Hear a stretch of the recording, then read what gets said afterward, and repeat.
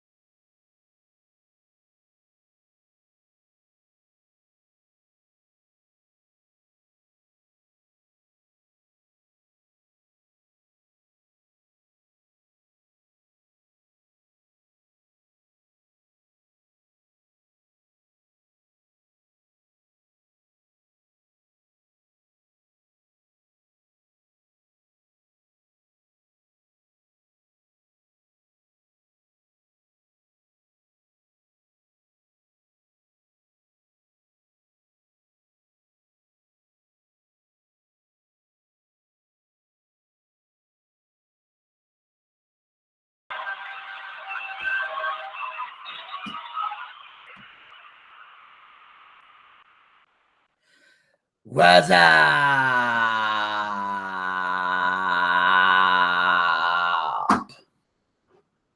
Boochcast fans, listeners across the internet, radio waves. This is Vinny Bucci, aka The Booch, and this is that time again, once again, yet again for the Boochcast. What's up, everybody? It is Monday, November the 21st, 2016. It is high noon.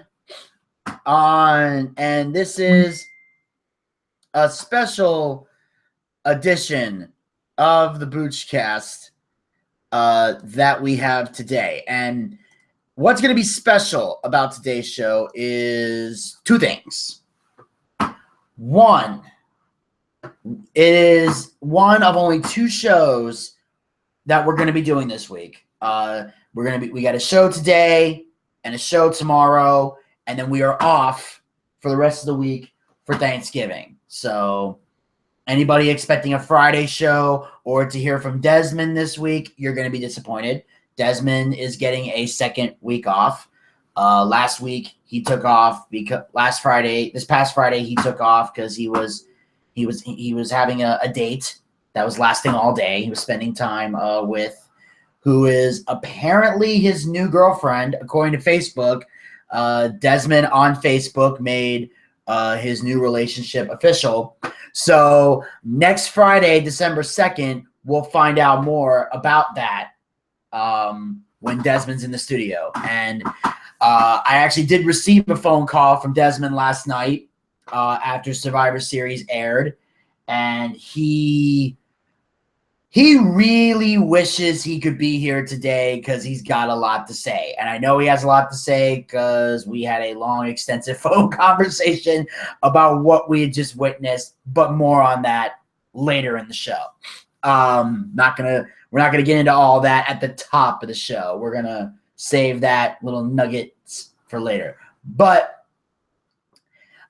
Desmond, anyway, he did call me yesterday and want to talk all about it. So we didn't. So this Friday, Desmond won't be on either because we're going to be off for Thanksgiving. And obviously, of course, today and tomorrow we'll have two great shows for you guys.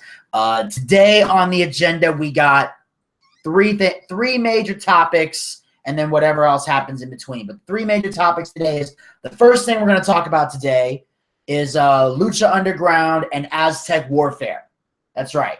I know I basically saved Lucha Underground for today because the only match that took place was Aztec Warfare. But we're going to talk all about Aztec Warfare today. We're going to get it. We're going to do that. We're going to handle that business today on the show because last week I wanted to cover everything to make sure we were on point, on task, on message. That's why I made an effort Thursday and Friday to get through Monday Night Raw and SmackDown Live. I had to make sure both of those were done in preparation for Survivor Series. I had to make sure I got NXT so we can talk about NXT TakeOver Toronto, which is the other thing we're going to be discussing today. So after we finish Aztec Warfare, we're going to get into NXT TakeOver Toronto, which was a hell of a show. Some highlights, some high points, some low points, everything in between. We'll get into that. And then, of course, WWE Survivor Series is the third thing we're going to talk about today. So those three major things will be discussed today on the show. And then anything that happens in between happens in between. Basically, I don't have much. I'm going to be honest. I don't really have much of a weekend recap to give you guys. Mostly because I didn't do much this weekend. I'll be very honest. The only major thing that I did this weekend was there's a few things I did that I can talk about. One major thing that I did was I started getting to work on some TV show ideas that I have. Because I realized as we're getting closer to season 2 filming of Daytime Fighting League, and as we're gearing up for all of that. By the way, casting. Actually, I'm excited to announce that today is the first day of casting for season 2 of Daytime Fighting League. So to those of you out there who submitted, I talked about it on Friday. If you submitted your headshot and information to throwdowntryouts@gmail.com. Hopefully you guys did that. And if you're not listening to the show right now live, chances are I hope that you're out there auditioning and you're going to listen to the show in the archives a little later because casting begins today and then there'll be another day of casting tomorrow. And then I guess depending on who shows up, that'll determine whether or not they pick the 16 new fighters or if they need another day of casting to find some other people. I don't know. But either way, the casting has begun for season 2. So they're holding auditions today and tomorrow. My role is already solidified. My role, whatever it is going to be, is already solidified. So I obviously didn't have to go to the auditions today because I'm already in the show. But I do know on Wednesday, I'm supposed to have a conference call. I'm supposed to have a meeting with the people at the School of Humans. And I think that on that moment, that's going to be the day that I find out what my role in the show is going to be.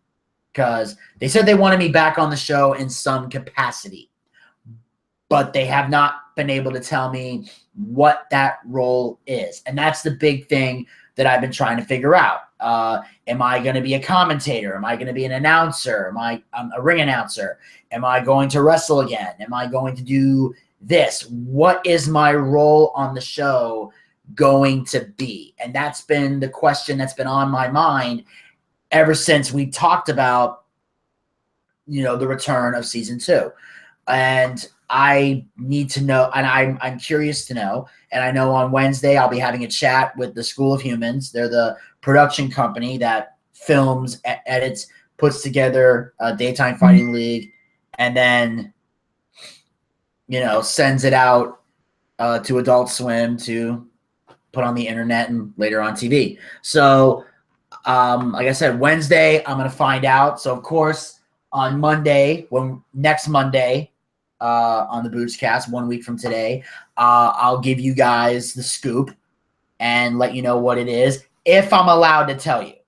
Unless the only way I won't tell you what my role is going to be is if they specifically say I can't tell anyone what my role is going to be. So if they tell me to keep it secret, I'm going to be forced to keep it secret. because I'm not pissing anybody off over here. But if I'm allowed to bring it up, I will bring it up. So I'm going to be excited on Wednesday.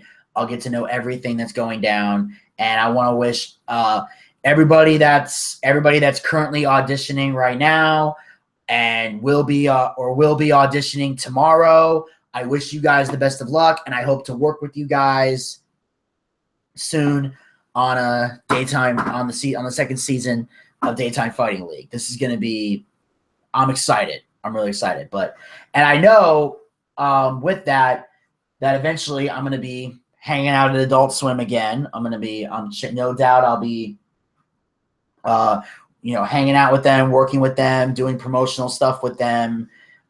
Pretty sure I'll be making some appearances on Stupid Morning Bullshit and Fish Center Live to further promote the show or get things ready, and I'm excited.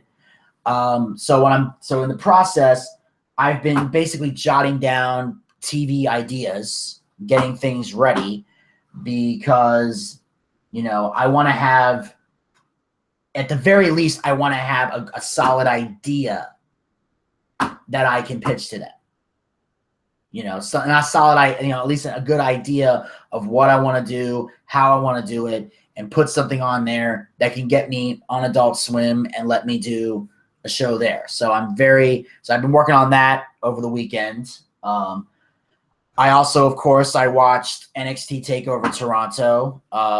Then, of course, yesterday I was at Frank's house watching Survivor Series, which was a blast. And it was actually kind of weird, just me and Frank being there, because usually Zach is with us, but Zach couldn't make it and felt that it was a huge emergency to call me this past Wednesday while I was sick. I was not feeling well, and even today I haven't been feeling good. I mean, I can talk, I can speak, but my body has not really been cooperating with me. As John Cena once so eloquently put it, I was sailing the chocolate river this morning.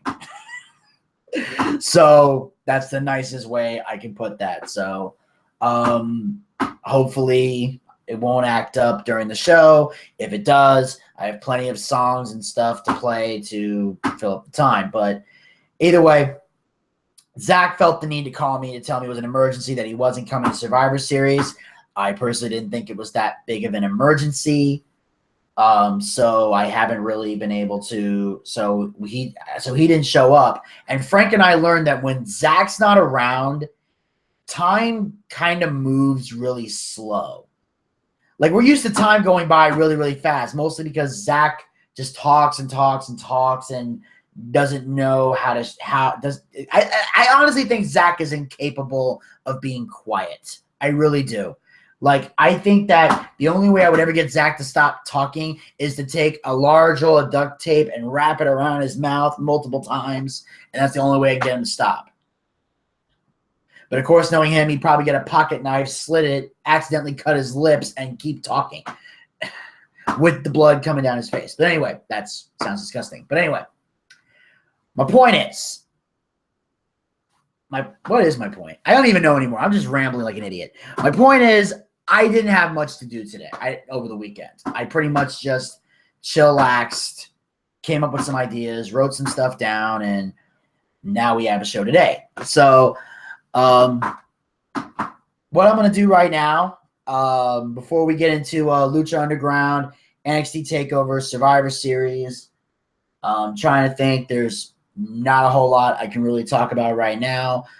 So what I'm going to do right now is I'm going to bring my co-host to the show. He is a stand-up comedian. He is an independent wrestling manager, works up and down the East Coast. He's still working on his album, Hits to Shits, and I'm excited to have him back on the show. Ladies and gentlemen, please welcome Gator Ricky Ross. Hey, everybody, it's Gator Ricky Ross, live on location at Walmart. So, how's the Walmart? Oh, it's nice. It's nice. It's fucking Walmart.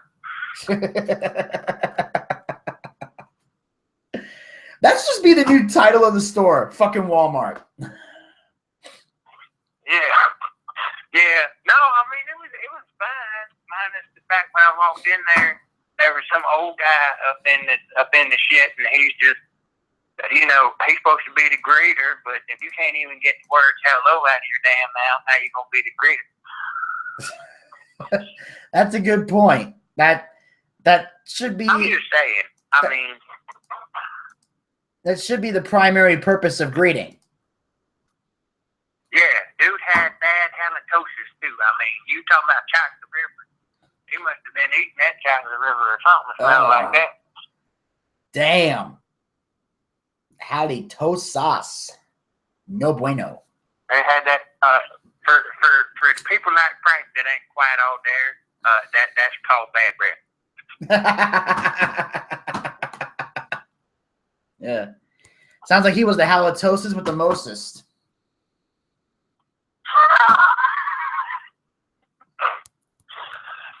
Yes.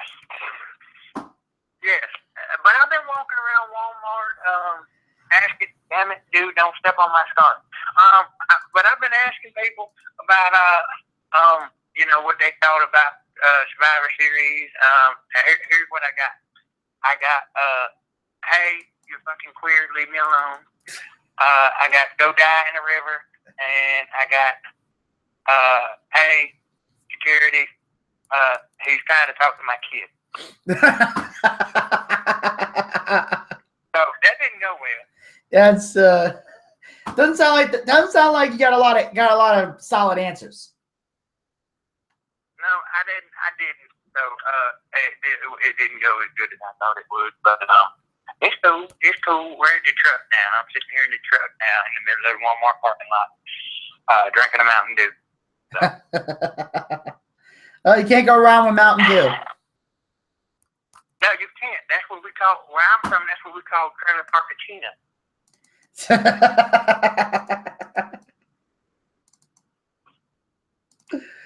Makes sense to me. Hey, it works. I mean, it works. It works. Did you get the scarf I sent you? Yes. Yeah. Do you like your scarf? It's the gift of Gator. Yes. The scarf is very wonderful. In fact, I'm nuts about it. Damn. See, I thought. See, you gotta have some big balls to wear a scarf like that. I'm just saying, you'll make a ballsy fashion statement. Oh yeah, and yeah, the scarf definitely looks like somebody who's very big-headed would definitely wear that scarf. I could see that happening. Oh yeah. Just don't be a dick about it. Very true. Very true. Very true. For everybody that's stupid enough and hadn't figured it out yet, I sent him a scarf that looks like a dick. Yes. We're trying to throw as many. Frank, I know you're slow. I'm sorry. Why would he be nuts about a scarf? That makes no sense. Why would he be nuts about a scarf? I don't know. It's Frank. I know that was my attempt at a Frank impression. I'm working. I haven't really tested it out yet. I'm still working on it. Oh, I can do Zach. Hey, everybody, I'm Zach. I'm gay. That's why I have no girlfriend. I'm sorry. I'm gay. I'm sorry about that. That's Derek Shapiro. My bad. I was like, I'm sorry. Is that your name in a brief description? There you go. But anyway, of course, as we all know, Gator and I are here today. We got 3 major topics to cover, so we're definitely going to get into this. And I'm glad we're starting off with this one because, God help me, this is probably one of my, out of everything that took place this weekend, this one or during the week, this sticks out to me the most. And that is, of course, we had Lucha Underground take place, and it was Aztec Warfare. The 3rd annual Aztec Warfare took place. And before we get to the match, there were 2 moments that happened. Let me see if I can find my clips. Oh, there they are. And then we have the opening segment where Dario Cueto is backstage, and basically he's going to go and get Matanza to unlock the cage, because as we all know, Matanza is not only the Lucha Underground champion, he is also the first entrant into Aztec Warfare. And as he's going to the back, he gets confronted by the Gift of the Gods champion, Johnny Mundo, and here is what went down. Out of my way, I need to get my brother to the ring. It's Aztec Warfare time. I'm here to tell you that tonight, I am going to win Aztec Warfare. And when that happens, I will be the first man ever to hold both the Lucha Underground Championship and the Gift of the Gods Championship at the same time. Great job, babe. What the hell is this? She's making a documentary about me. Just pretend like she's not here. Don't look at the camera. Look, here's the deal. If, and that's a huge if, for some reason, I don't win Aztec Warfare, I'm letting you know right now that whomever does win will be facing me for the title, because I'm giving you my notice. I want my championship match next weekend. Let me get this straight. You want to face the winner of Aztec Warfare next week for the championship? Yes. But that's just a backup plan because you are so confident you're going to win tonight and leave with the championship anyway. Correcto mundo. Great job, babe. Great job. And when I come to the ring on number 12, I will be taking everybody in the ring to Slam Town, including your brother. You really are an arrogant son of a bitch, aren't you, Johnny? Well, you may believe you are the best in the mundo, but I have my doubts. Well, I guess there's only one way to find out. That's right. So, you think you can beat my brother? Well, you're about to enter Aztec Warfare at number 2. So, it's put up or shut up time. And after what Matanza does to you tonight, I don't think you'll be fighting for the championship this week. I think the only thing you'll be fighting for is your life.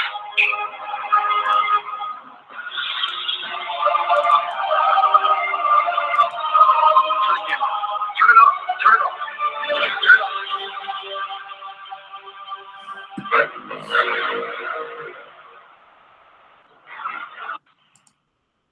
Well, I guess Johnny Mundo doesn't know when to keep his mouth shut. Hey, when did Derek Shapiro become a professional wrestler and change his name to Johnny Mundo? I don't know. Apparently he didn't. He bothered not to tell us. I don't know. I'm just saying, damn. So now it looks like, now Johnny Mundo was supposed to be number 12, but instead he's being brought in at number 2. So the two men that will be starting off the match are now Matanza and Johnny Mundo. And it'll be interesting because, when you hold both the Lucha Underground title and the Gift of the Gods at the same time, you're pretty much guaranteeing that if you lose the Lucha Underground Championship, you're getting a guaranteed rematch, which does not exist in Lucha Underground.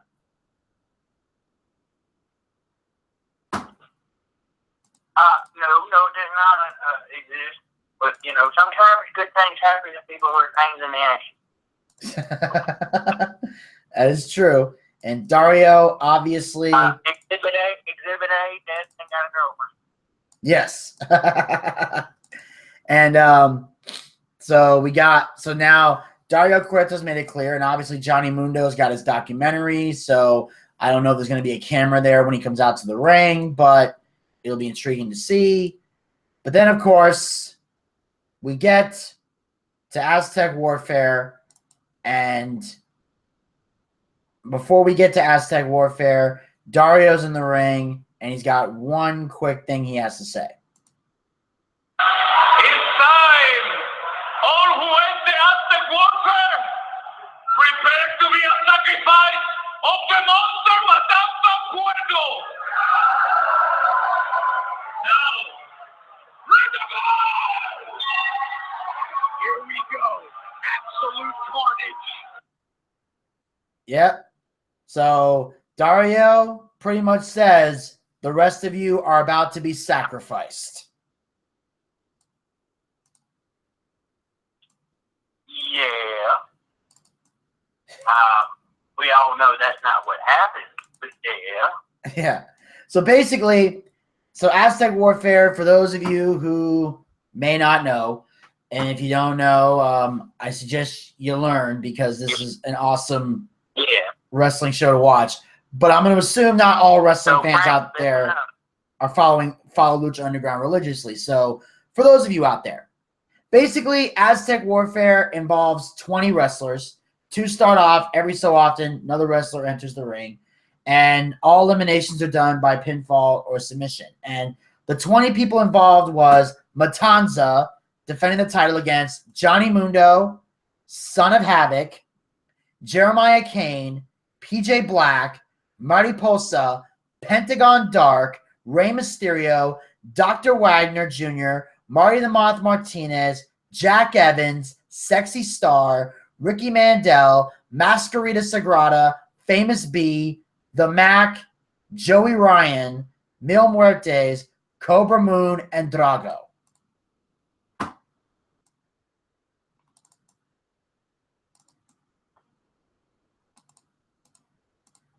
And I will say right now, this is the only Aztec Warfare matches that I've seen was this one and the one from last year. So I never saw the first one because I never saw season 1 of Lucha Underground. But let me tell you, I'm probably gonna go on record and say this is probably the best of them all, of all 3. Okay, when did everybody think it was a good idea? Okay, for booking, when you're booking on Universe Mode in 2K17, who thought it was a good idea to put Mick Foley up against Mick Foley? Probably every wrestling fan that plays the game. They're probably doing Mankind, Cactus Jack, Dude Love. I'd be shocked to find a wrestling fan who doesn't do that. Me? Oh, history's been made. But my point is that this was one hell of a great, amazing match. I mean, all 20 of these guys put on a hell of a fight.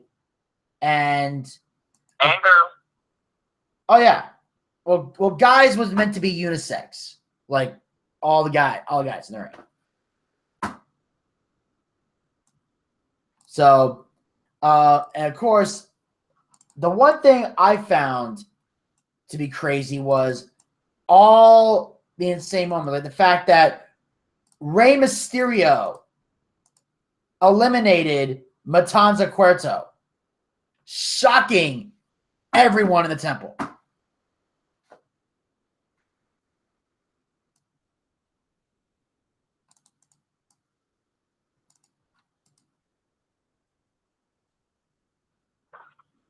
Yes, shock, yes, oh, yes, shocking, oh. Okay. All right. And the one thing that I definitely noticed, I love the fact that Rey Mysterio eliminated Matanza, especially when he nailed him with the somersault powerbomb, which was amazingly done.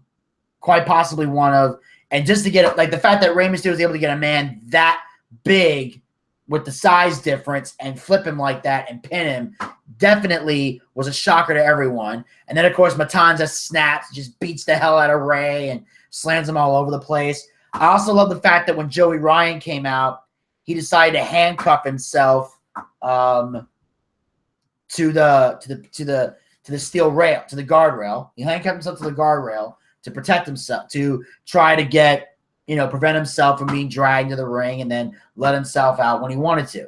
Because last year he tried to handcuff himself to like one of the wall thing, to like this like display thing on a wall, and Matanza ripped it out. So he thought, I'll put myself on the steel guard on this handrail here.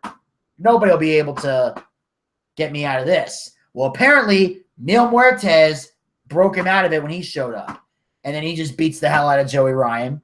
Marty the Moth comes in, has an amazing moment. The Mac was awesome, just hitting stunners on everybody, taking everybody out one by one. Then, of course,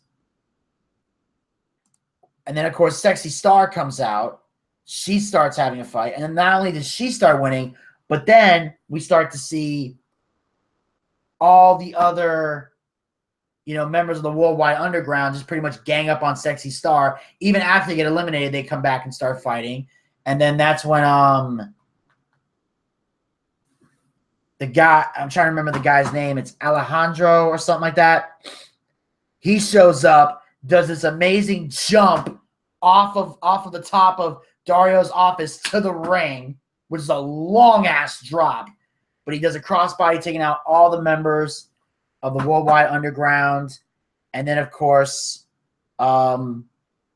eventually, and then I remember at one point, I think Black Lotus and her tribe showed up, and they got the beat down on Pentagon Dark, which was amazing as well. So now we know Black Lotus has returned, and she is now, I believe, gunning for Pentagon Dark. So I think that's a match we're going to see at Ultima Lucha Tres.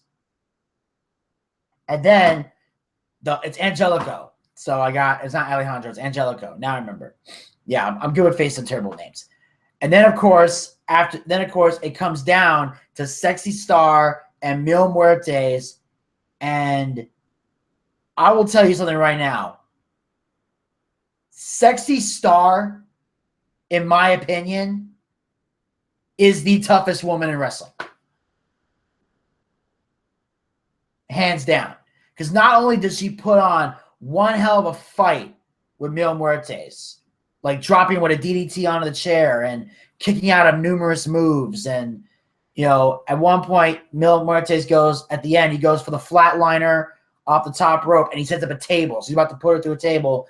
Basically, Sexy Star hits rapid elbows, pushes Mil off of her. He goes crash to the table. She does the flying double stomp, or as we know it in WWE, the coup de grace.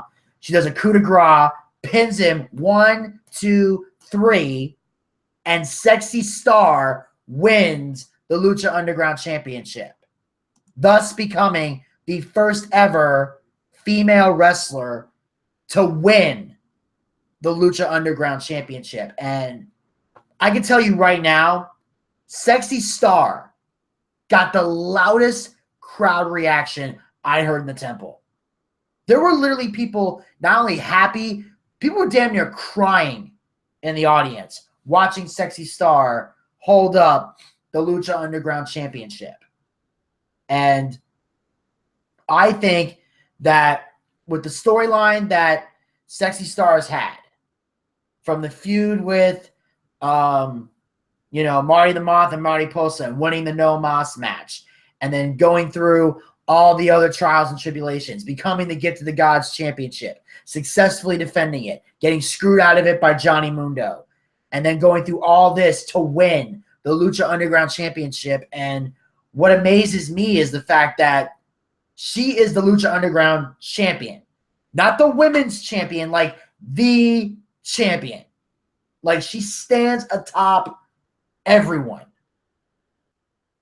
That, to me, is historic. And that, to me, is a true revolution in women's wrestling. And that's what I love about Lucha Underground. They give you a real women's revolution, not the illusion you're getting in WWE. I'm sorry, but I'm not buying into the women's revolution in WWE, and neither is a lot of other people. I'm going to get more into that when we talk about Survivor Series.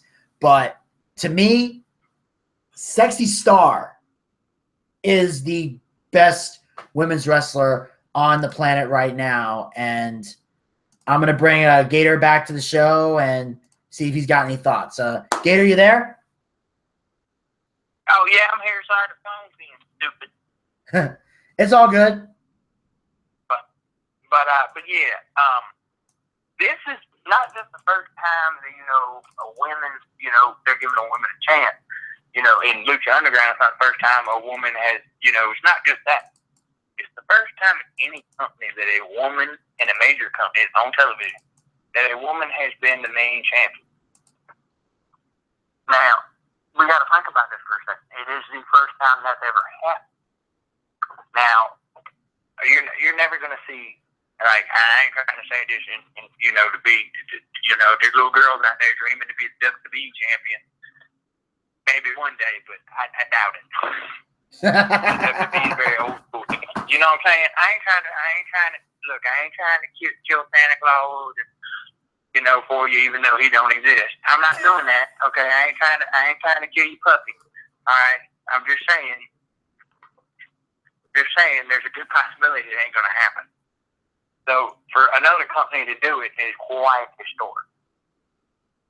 Yeah, I mean, this was a hell of a show, with just everything from start to finish. Hell yeah, well, it was from start to finish. This match itself was probably one of the better ones from start to finish. Probably one of the better Lucha Underground matches they've had. Now, whether or not we see Johnny Mundo next week is now whether or not we see Johnny Mundo take on Sexy Star next week for the title, I don't know. If it happens, it happens. If she loses it after a freaking quick 1 week reign, I'm gonna be pissed. But it is what it is. Things happen. Yeah. I'll definitely be pissed off too, because I believe that Sexy Star, like I said, I think she is the star. Like, this woman literally gets a louder crowd reaction than half the men.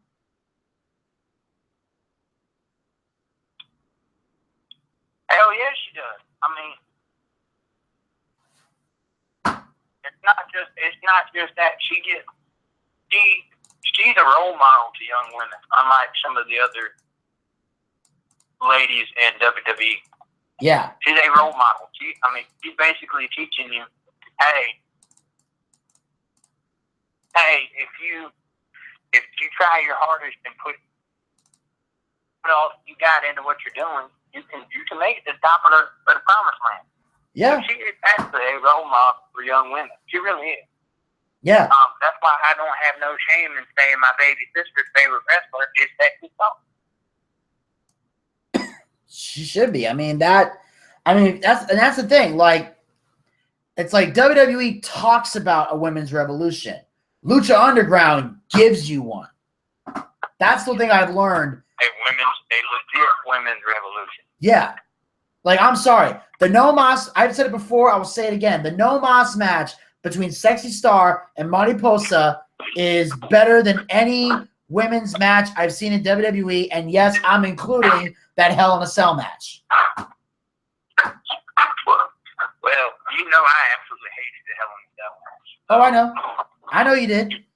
That's why I have no shame in saying it. I know you'll agree with me because I know you hated that match. Okay, I'll agree with you on that. That's no Mas match. I still go back and watch it just to feel the energy. You can go back and watch it and feel the energy in the room. You can feel that force that made that match what it was. Made that story tell itself right there in front of your eyes. And there's a lot of matches in Lucha Underground that do that. Like the Weapons of Mass Destruction match. Okay? That tells a story. It really does tell a story. Hell, even the last Grave Consequences, it tells a story. These guys are telling stories. They're not just making these extreme matches to make them. They're making them because they're telling a story. They've built a rivalry up so much I mean, they're doing it in an entertaining way too. That's the thing. You're not just seeing the same generic shit every week. Yeah, it's like every match has a story, and they know how to end it. Oh hell yeah, they do. Yeah. Now They the really ending. do, Now the ending isn't always. It's not going to always end the way you hope it will or want it to. But the point is, there will be a definitive end. There will be a definitive end, and there will be a winner and a loser from each. You know what I'm trying to say? From the feud, you're going to have a winner and a loser from the feud. Yeah. And it's. And this is just as a side note. Every time I try to freaking get New Day out of the damn tag team title picture in my damn universe mode to get back in shit. Yeah, that's going to happen. That's going to happen. That's just going to happen. And what I'm really intrigued about is, of course, what I also love about Aztec Warfare, and I think I learned this from season 2 and from what I saw last night, is that I think Aztec Warfare, not only is it the halfway point in the season, but it's also where a lot of turning points happen for the duration of the season. Uh-huh. Like you saw throughout in season 2, for example, when you saw the moments leading up, you saw Dario Cueto out training the monster. You didn't see him, but you saw him training him. And also, Black Lotus and them figuring everything out and they were in hiding. Then Aztec Warfare was when Dario said, officially came back to reclaim the temple, brought in Matanza, and changed the course of the season. Now we're seeing Black Lotus make a return with a faction of women from her alleged tribe. And, so now they're going after Pentagon. So now we're going to see that start to shift. And then Angelico is obviously back. So that's going to make a lot of changes to see who he's going to face in that group. Or if... Helico, yes. So now not only did... It's bad when the redneck has to speak all the Mexican.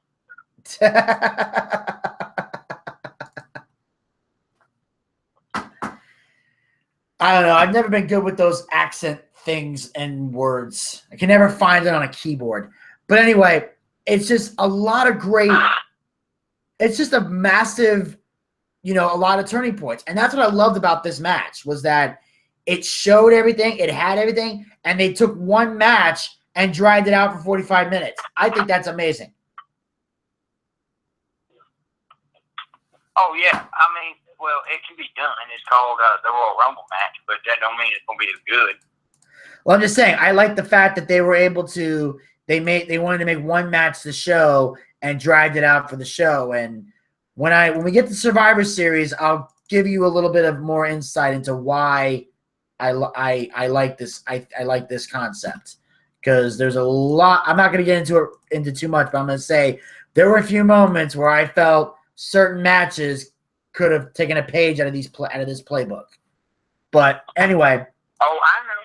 And I have a feeling you're probably going to have to feel the same thing I feel on a certain match we all know about where a certain person got dominated on and it wasn't what we all thought it was going to be. And we basically got shit. We're going to get to that. But definitely. We're going to get to that. We're going to get to that. Till then, keep your masturbation to yourself. Yeah, sure, okay, whatever that means. Hey, don't step on. Hey, stupid idiot! Don't step on my start. Sorry. And all right, so now we got to do is see what happens next week. There is the possibility of Johnny Mundo cashing in Gift to the Gods and challenging because he did say this week he would challenge the winner of Aztec Warfare. So we could see Johnny Mundo and Sexy Star battle one more time.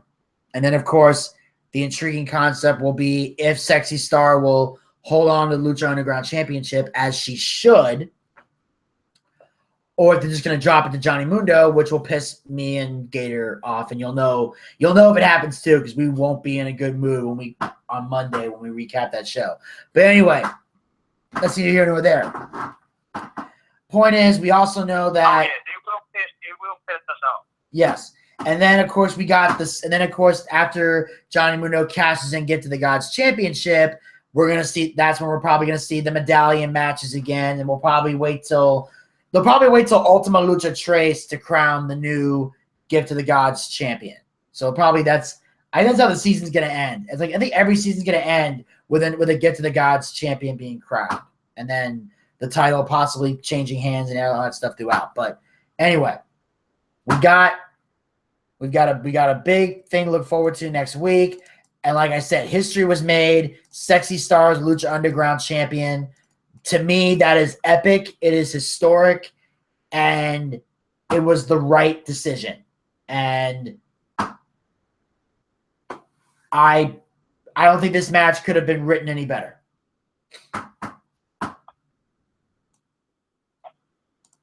It really couldn't have, honestly. And if you didn't like it, then you ain't a wrestling fan. You can go shoot yourself. Exactly. Really, honestly, you can go shoot yourself with a shotgun, stick it in your mouth, pull the trigger. Okay? I'm just saying, if you didn't like it. That was amazing. Sorry, I'm in a pissy mood today. Apparently, what's got you so angry? The universe mode? No, some jackass stepped on my scarf. He don't know this is $750 pashmina scarf. You douchebag. I see. Okay. Well, I'm gonna give. All right. Well, right now I'm gonna give Gator time to mourn the scarf because we just wrapped up Aztec Warfare. So what I'm gonna do right now is we're gonna take a break here, just a short one, and when we come back, we will get into NXT Takeover Toronto when we return. Wait a minute. You guys, are the Browns calling you the Super Bowl at the current moment? No, I don't have to take the Browns to the Super Bowl. Okay. We were just asking because I was gonna start. I mean, you were talking about sailing down the Hershey Highway, but I was going come sail away with me. Well, I was gonna. No, well, trust me. If the Browns were taking me, if I was taking the Browns to the Super Bowl, it would not be a short break. There would be an interview playing. I would need more time. So, I got you. I mean, sometimes when the Hershey squirts happen, the Hershey squirts happen. I got you. Yes, absolutely. Now I gotta. Damn it, I lost it. There it is.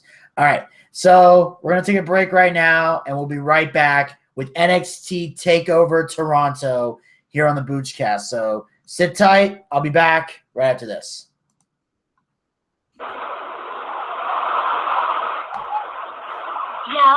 You're beautiful on your pedestal. I see you don't see me. Am I just too young, or just too dumb, or maybe just too grungy? And I'm wearing my sweater and I'm thinking of you. I think about boots and I'm thinking of you. I read letters and letters, they never get answered by you. Oh, I'm sitting down donuts and I'm thinking of you. What reality bias, I'm thinking of you. That movie's so true, but all I can do is say, yes, I love you. So long, can't stop my love. I'll get you like a glove. Restraining orders don't scare me. The lawyers at the Redford Company made me promise to stay. If the views expressed in the songs do not necessarily reflect the views of dominant records or any that subsidiary. I'm totally a sucker and I don't even care. With my curling jeans and my faraway stare. But if you down inside, yes, you down inside, I'm dying. I'm stuck in a cage of the tears I cry. I'm praying to God that she doesn't reply. Even though all I said, I'm trying. P.S. I love you.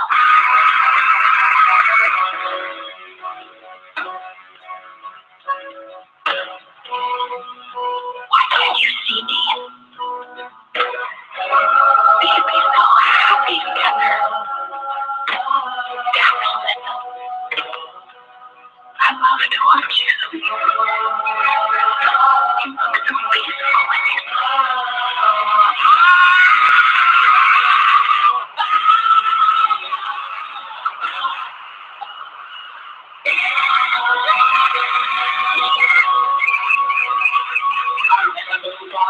It's Every guy that I'm with, I'll be thinking of you.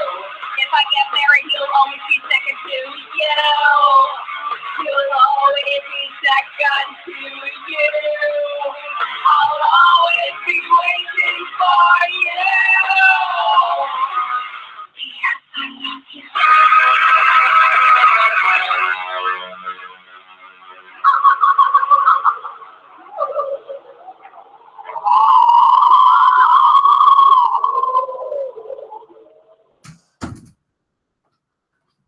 Hello and welcome back to the Boochcast. During the break, we played the song P.S. I Love You by, of course, Robin Daggers, formerly known as Robin Sparkles. And, of course, this is a song from the show How I Met Your Mother. Basically, if you guys remember, Robin from the show, basically they find out she was a Canadian teen pop star called Robin Sparkles that did a bunch of crazy songs and TV shows. Well, apparently at one point, she apparently got into this obsession with someone named P.S. And basically, she started becoming this gothy grunge chick and stuff, and it got very disturbing. And apparently, it ended up destroying her entire career because she became the total opposite of what everybody liked about her because she had a love obsession and like a mad crush, and it made her obsessed. And then you find out that P.S. At first, everyone thought P.S. I Love You was about Alan Thicke. But then they find out later that P.S. was the initials for the person, and it was ended up being Paul Schaefer, who, which is kind of funny because, as we all know, he's the Canadian American singer, actor, voice actor, author, comedian, and multi-instrumentist who served as the musical director for David Letterman, who was the band leader, the sidekick, during his entire run of doing Late Night with David Letterman, which aired from, he did Late Night with David Letterman from 82 to 93, and then he did The Late Show with David Letterman that aired from 1993 to 2015. So basically from 1982 to 2015, Paul Schaefer was a sidekick to David Letterman. And apparently that's what P.S. I Love You was about, which basically makes everybody in the audience, all the friends, very uncomfortable. Just trying to figure out, of all the people to be obsessed with, why Paul Schaefer. Turns out it's hilarious to people because when we all found out while watching the show, it was like, what the hell is going on here? And I just happened to think that song was great. Haven't had a chance to play it yet. Thought I'd play it today. And it just is another example of A, how creative the show was, and B, how entertaining the Robin character was. Just amazingly how talented everybody in this show is. And it's amazing. It's just amazing. I found it highly entertaining, and I love this song. I think it's hilarious. I think it's disturbing, and it definitely has the stereotypical grunge beat to it. So I'm glad I got a chance to play that for you guys. And that was Robin Daggers with P.S. I Love You here on the Boochcast. And right now we're about to get into NXT TakeOver Toronto. And before we do, I'm going to bring Gator back on the air right now. Gator, are you there? Yeah, the vibrator broke again now. Oh, boy. There you go. The vibrator's going off. And what we're going to do right now is we're going to jump in. This is the first match of the evening. And I will say, after a glorious entrance, I was very excited to see this match. And, of course, we're talking about Bobby Roode versus Ty Dillinger.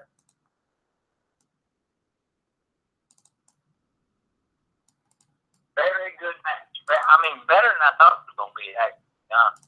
I'm very impressed with Ty Dillinger. Granted, there's an issue that he did fuck up, a couple times, but yeah, I'm impressed. Oh yeah, I found it interesting that, and I learned this about the Canadian crowd. I don't know if they're high on Ty Dillinger or whatever it is, but they just love to chant the word 10 for some reason. Yeah. It's like they don't. It's as if Canadians don't know there are other numbers in the numeric system. All right then. They just keep yelling 10, 10, 10, which is fine during a Ty Dillinger match, but on the rest of the card, it's very annoying. And they did it the whole damn night. Yeah, it's like if someone's outside the ring and the referee's doing a count out, you can't tell what number the referee's on because no matter what number he does, the audience just yells 10. Which was so annoying. I found that so freaking annoying. Okay, Mr. Picks up on shit too damn easily.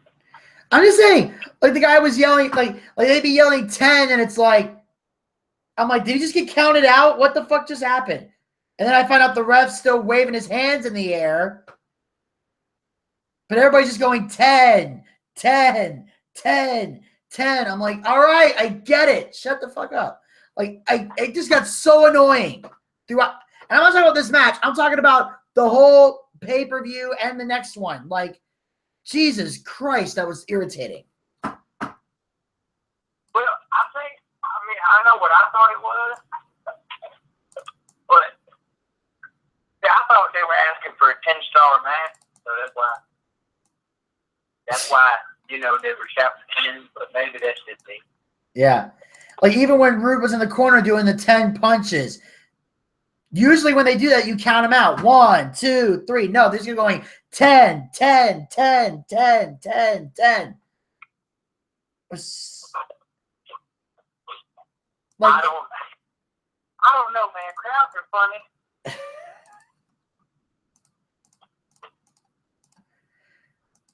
Yeah, I'm usually not one to complain too much about what crowds chant during a match, but that was just irritating. Like, I don't mind, cheer, boo, whoever you want, but it's very hard to follow when you're watching on TV. I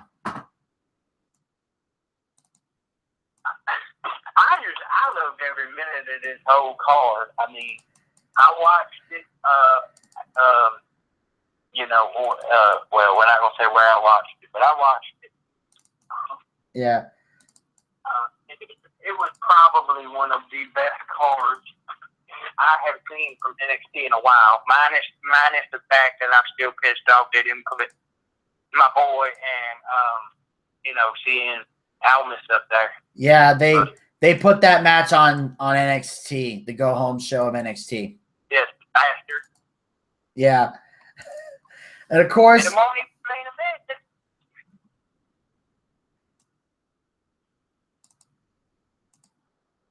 Yeah. And then of course, main event. Yeah. And then of course, the chemistry between Bobby Roode and Ty Dillinger in the match was awesome. It's like they had the psychology to pace themselves.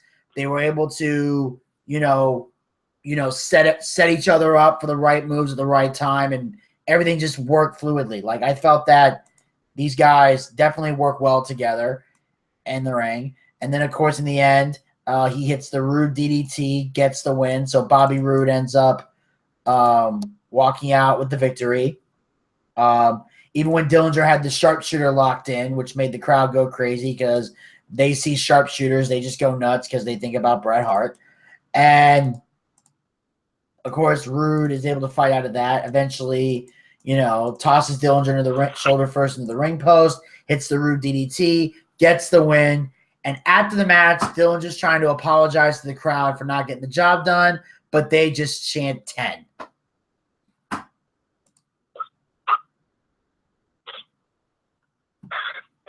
See, I didn't pick up on that at all because I don't always listen to the crowd. I get involved in the action. But, there are some crowd reactions can be quite funny, actually. Yes. So, Oh, yeah. There was a few that were funny, and we'll get into them throughout both shows. I'm just saying the 10 thing got annoying when after the Ty Dillinger match. Like, I understood during the Ty Dillinger match because he's the perfect 10. But after that, the 10 chants should have been done, and they weren't. That was my only complaint, fan-wise. Other than that, the fans could chant anything else they wanted. And well, you earn that right when you buy your ticket. Yeah. The second you buy your ticket, you earn that right to chant whatever the hell you want. Yes. And on that note, we're going to move on to the next match, and this is the finals of the Dusty Rhodes Tag Team Classic with the Authors of Pain versus TM61. And as a special stipulation, Paul Ellering was suspended in a shark cage above the ring. They put him in a cage, lifted it high above the ring, and then had the match. And I got to say... Now, okay. The fact that they waited so long to tell us that was going to be the stipulation kind of pissed me off. But I do love I would love to be involved with something like that where I get to be home from the cage. So. Yeah, I mean, it's a pretty fun moment. Apparently, it was something that Paul Ellering had done before back in the day. So they kind of brought it back. Mm-hmm. And then not just Paul Ellering. Jim Cornette did it in NWA, WCW, the Great American Bash. Yeah, he was put in a straitjacket and then put in the cage. Mm-hmm. It was a fantastic versus that. Yeah, I would love to do that because I know I could sell the hell out of that. But I have been handcuffed to promoters before. Things like that. So it's a lot of fun. You get to actually, you get to sell the hell out of some things that you don't normally get to sell the hell out of. So it's kind of fun. Oh yeah, and it sounded like fun. And Paul Ellering seemed to be okay with it, even though they didn't really put the camera on Paul a whole lot. They just kind of kept him up there. They should have. That's the only thing. Yeah. Like, if you're going to suspend somebody in a shark cage above the ring, I need to see the cage at some point. Like, maybe Paul Ellering yelling from the cage or, trying to coach his guys, something. But you just ignored him. Once he got in the cage, they ignored him. Like, what is the point of this?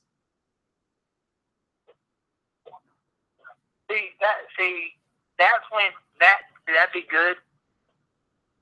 I'd like to see that myself, but you can't. You win some, you lose some. Oh, I know. I'm just saying that's my only complaint. Coach the guys from the cage.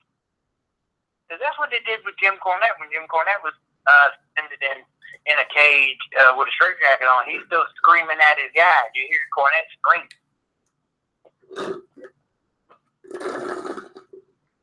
Well, yeah, he's got to do something. So, you can't just sit there. Well, you could, but that don't mean it's going to be good. Yeah. So I'm just saying they should have gave Paul Ellering more to do, but for some reason they want him to be this guy who doesn't talk much, and I don't get that at all. That defeats the purpose of what a manager is, doesn't it? Very much so.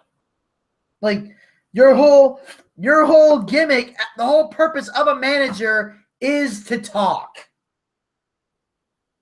Yes, it's to be the mouthpiece of the people that are not the best talkers. Yeah. There's a couple of different things that a manager is good for.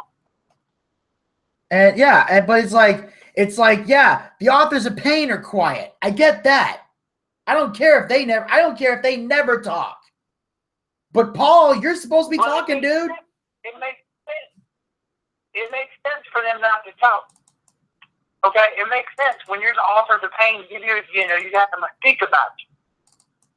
Yeah. Granted, I may not enjoy that tag team, but I still understand why they're doing what they're doing. Yeah. So I'm saying I expect them not to talk. But when Paul's silent too, that don't make any sense either.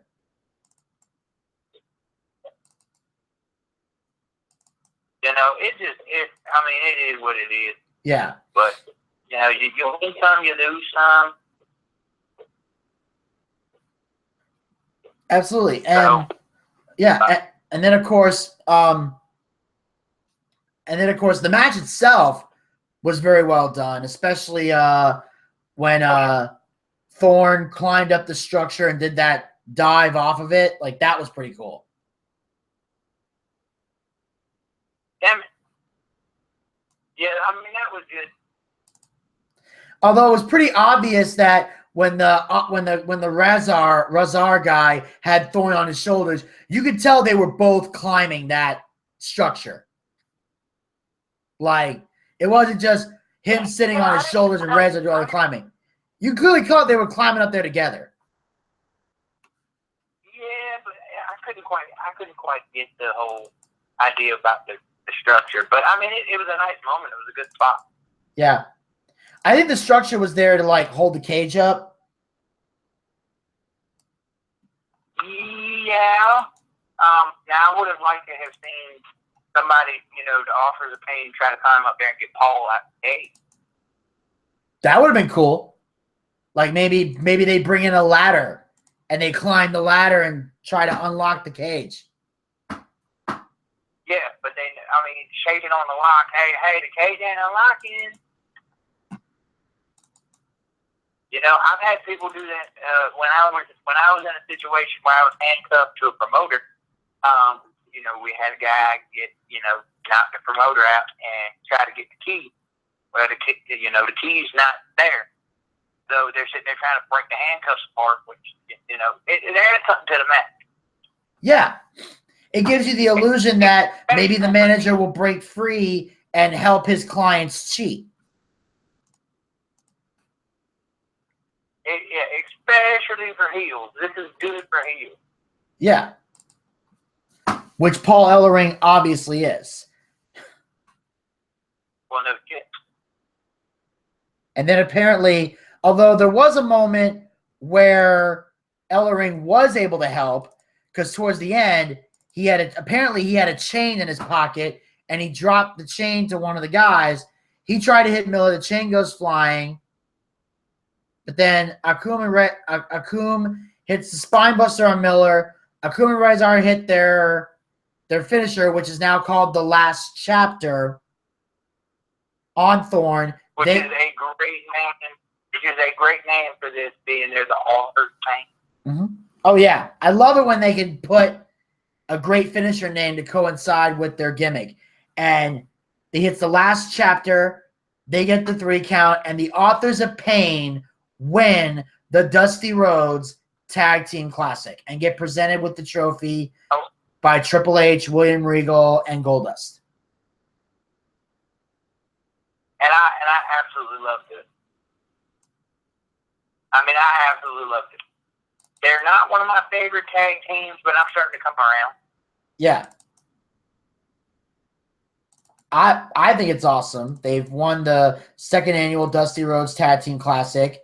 They're definitely in line to become future NXT Tag Team Champions. I'll be shocked if they don't win the tag team titles at some point before they get called up.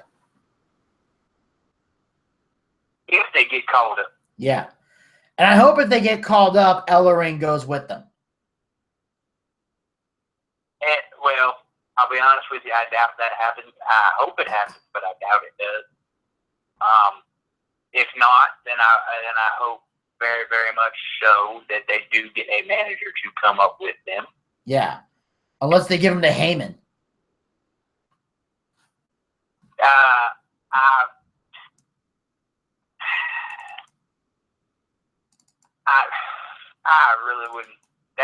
be a good idea, but that's just me. Oh, I know. I'm just saying, if they're given a manager, I don't know who else. I think it's like Paul Heyman is really the only manager that's getting any work on the main roster. Hell yeah. But, well, and Lionel. Yeah. And on that note, we'll move on to the next match of the evening. This match was the highlight of the show for me. Let me just say that right now. This was the one match I had the most emotional investment in, and the outcome of this match was going to determine whether or not I enjoyed this pay-per-view. Making that very clear right now. The outcome was going to determine it for me. And I'm talking about the NXT Tag Team titles. The Revival defended against TIY in the 2 out of 3 falls match. And this match, to me, was the match of the night. Yes, me too. Match of the night for me too. I mean, these guys gave it everything they had. I mean, really, everything they had. I mean, it was an amazing storytelling. Like the Revival gets the first fall. They capitalize on one mistake Gargano makes. They hit the Shatter Machine, which is, and this was like early in the match. The match hadn't been going on for very long. And boom, they got that first fall. Right. And just the storytelling here was great. I mean, really, it was.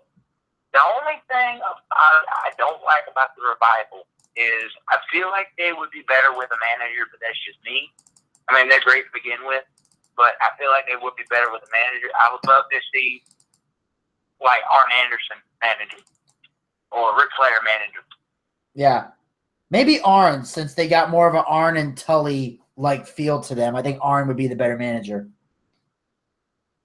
Right. But, I mean, that's just me just shooting now. But. Yeah, and what I loved about it was the first fall, Revival hits their finisher, gets the fall. The second fall, DIY gets it when they hit their finisher. So you see both tag team finishing moves decide the 2 falls, which I think is great. Because it's tag teams winning with tag team finishers, showing respect to tag team wrestling, in my opinion. So I liked that aspect. Mm-hmm. Yeah, very much so. It does. It shows the respect to tag team wrestling, shows the respect to guys like, Team 3D, a.k.a. the Dudley Boys, the Hardys, Edge and Christian, Tully and Arn. Hell, any tag team that has done a tag team finisher, it shows a lot of respect to it. Yeah. Absolutely. And I love that. And then, of course, the last fall was even more, it was so intense. I love it because, and I thought this was great, was when at one point Dash and Dawson try to hit is about to hit DIY with their own finisher on Johnny Gargano. Ciampa breaks it up, and then they hit and Ciampa and Gargano hit the Shatter Machine on Dawson. I mean, on Dash, sorry. And then Dawson breaks it up. When they hit the Shatter Machine on Dash, I thought it was over.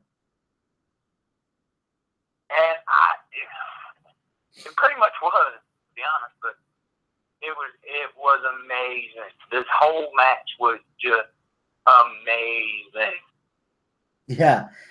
And especially when they hit the Shatter Machine, it hurt Johnny Gargano more because you had to bring your knees up, and his knee was damn near killing him. So it actually hurt him just as much as it hurt Dash. And then I would have loved to have seen that finisher. But then, of course, Gargano gets a modified crossface, while Ciampa uses a modified version of the Rings of Saturn.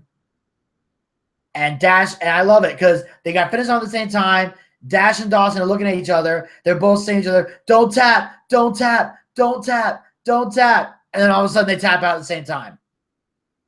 and DIY wins the NXT Tag Team titles.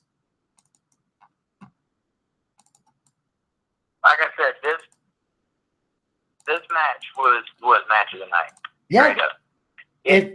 It set the tone for the whole pay-per-view.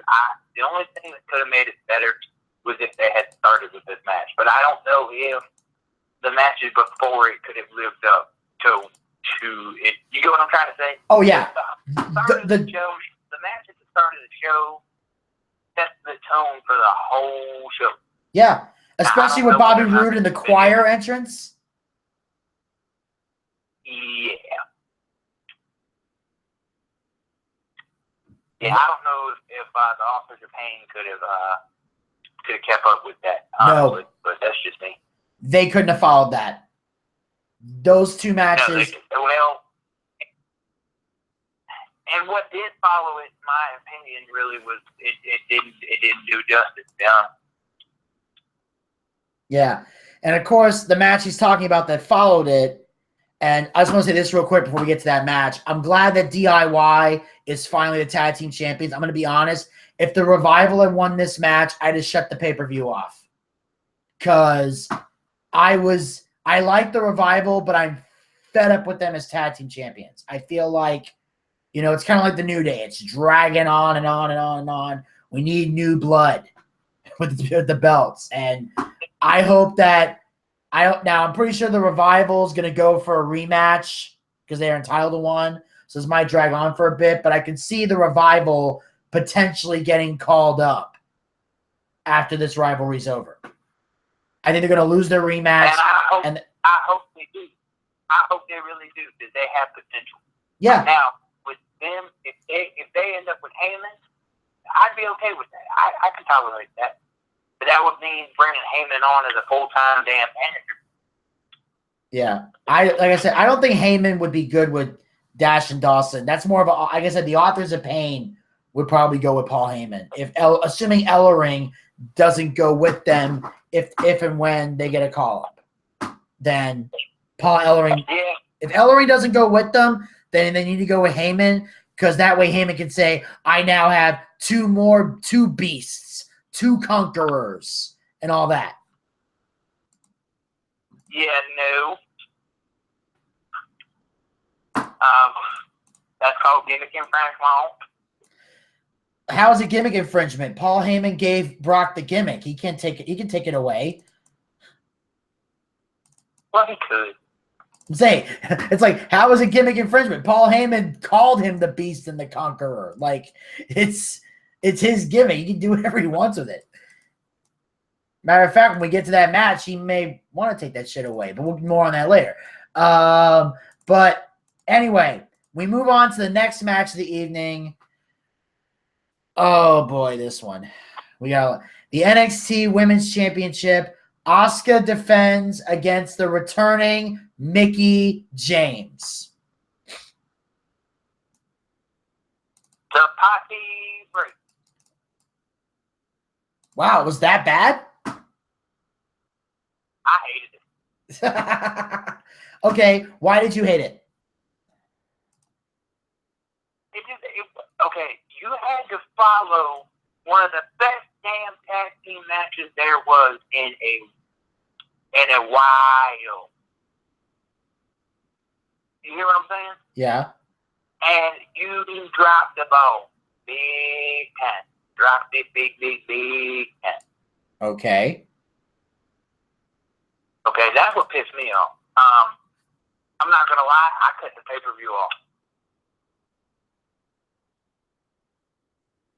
So I don't even know who won the main event. Okay. Well, we'll get to the main event, but what was it? Okay. Well, how did they drop the ball? Like, what was it about the match you didn't enjoy? It was just the fact that you know how you can feel energy? Yeah. Or maybe it's just me because performer myself. But you can feel energy. And I'll tell you something, the energy was not there. Yeah, I think It was. I can get the feeling of that. Like, I mean, this match, I enjoy, I think the match had a lot of hype behind it, or actually not enough, in my opinion. It had more hype than it worked. What? It had more hype than it needed. It didn't need all that hype, and now you didn't live up to the hype. You know what I'm saying? Yeah. I mean, hell, they only had Oscar. They only brought up the match like one time, and they never brought it up again. Right, but they had all these videos and things, and then Facebook, Twitter, all of that. The hype itself the hype did not do it justice. The hype did not do it justice. The actual match itself did not do justice to the hype. It was all bullshit. It all sucked. Yeah. I mean, I felt like, the thing is, I felt like this was, I felt there was a real chance for Asuka to actually be pushed to the limit. And I feel like they just let her steamroll over Mickey. That's the vibe I got. Just to give her a little bit of momentum. Yeah, I mean, I didn't. Half the match was like, there were a few decent high spots and a few good, moments, but it just seemed like Asuka was just like beating the hell out of Mickie James, and then they made her tap out, which I'm like, great. That kills any. That was the only reason they brought Mickie in. Was to just basically have her job to Asuka. And then possibly be a coach in NXT. At the Performance Center, at least. She's going to be a trainer at the Performance Center. But yeah, they pretty much just. And I didn't like the tap out. I would have preferred Asuka choked her out. If Asuka's going to win. But now, once again, Asuka wins, and then Mickie James goes to shake Asuka's hand. Asuka just raises the title and walks away, which I don't know if that's a heel turn or just her being a bitch like always. But her being a bitch like always. And the thing is, at this point, either Ember Moon's going to take that belt or Asuka's getting called up and forfeiting the belt. Because I feel that Asuka has been, I'm all for building someone up, but there's such a thing as overkill. And Asuka's an overkill. Brock Lesnar. That too. But I think with Asuka, like they've practically built Asuka up to the point where it's like, no, they have nobody credible in NXT except for Ember Moon that can beat her. There's nobody left. They pushed this Japanese woman to the moon and back, and now it's like, okay, and the worst part is, somebody called. I'm sorry. It's like if somebody calls you and says, "Hey, I'm in jail," or at least a member of my family, somebody calls and says, "Hey, I'm in jail," yeah. The thing is, I need bail money, exactly. And the thing is, and the worst part is, the women that were credible enough to beat Asuka are all on Raw and SmackDown. It's like they've built this monster of a woman, and I mean that wrestling-wise, but they have not given her any dance. She has no dance partner.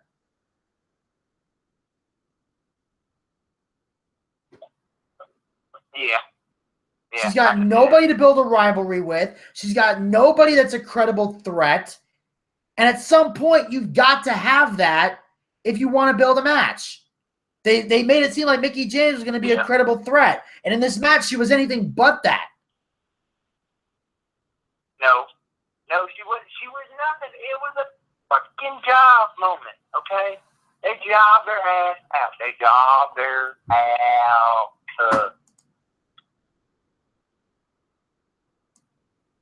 They jobbed her out. Straight up. Jobbed her out. all it is. It was embarrassing. Oh, it was hella embarrassing. Just like something else that I'm not gonna get into currently, but we'll get into that later. Yes. And we'll get into that. We'll get into that match later. You know exactly what I'm talking about, Vinny. yes. And on that note, we're going to move on to the main event of the evening for the NXT Championship. Shinsuke Nakamura defends against Samoa Joe.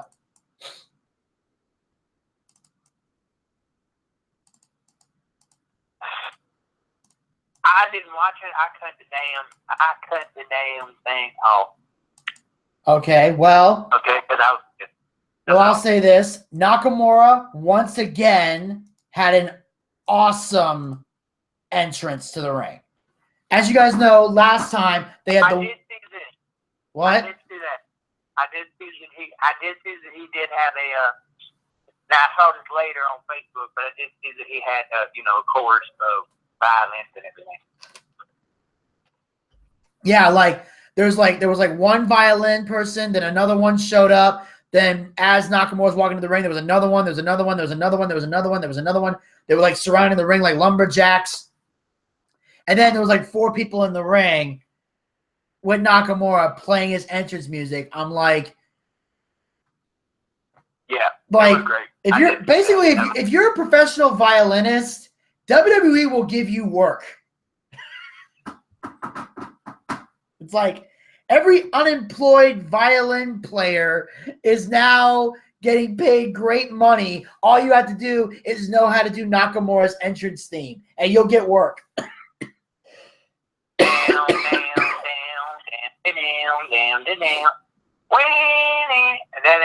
That ain't his music at all. No, that was Star Wars, what you just did. Yeah. And that won't hit me. Yep. But and then Samoa Joe comes out to the ring, and he has pretty much a normal entrance. And then of course I think it was Tom Phillips doing the ring announcing, and he screwed it up. Which I don't know if anybody caught it. I did. It was funny. Like you said, at first he's doing great, following contest is scheduled for one fall. And the crowd is actually saying scheduled for one fall, which I thought was awesome. And they said it's for the NXT Championship. He goes, introducing first the challenger from wherever the hell he's from. I can't remember off the top of my head. And he says Samoa Joe. California. Yeah. Then, so they introduce Samoa Joe. Then he goes, introducing next, the challenger from Osaka, Japan. I'm like, he's not what the? But then says he is the NXT champion. Really? You just said he was the challenger. He called both men the challenger. It's like, no. There's one challenger and there's a champion, you idiots.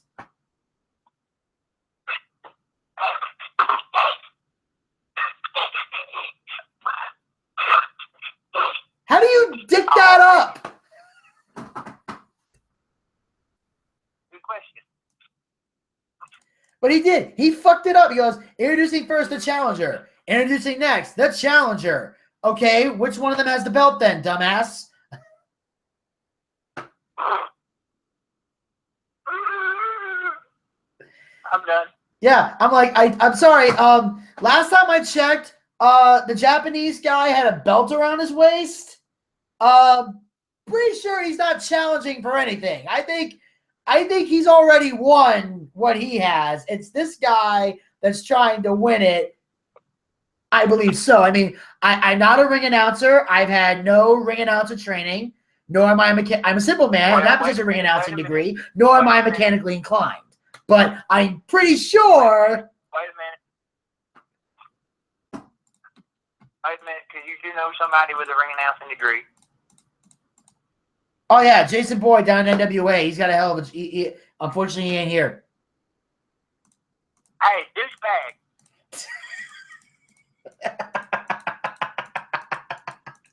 Yes. Okay. This is a side note. Fuck you. And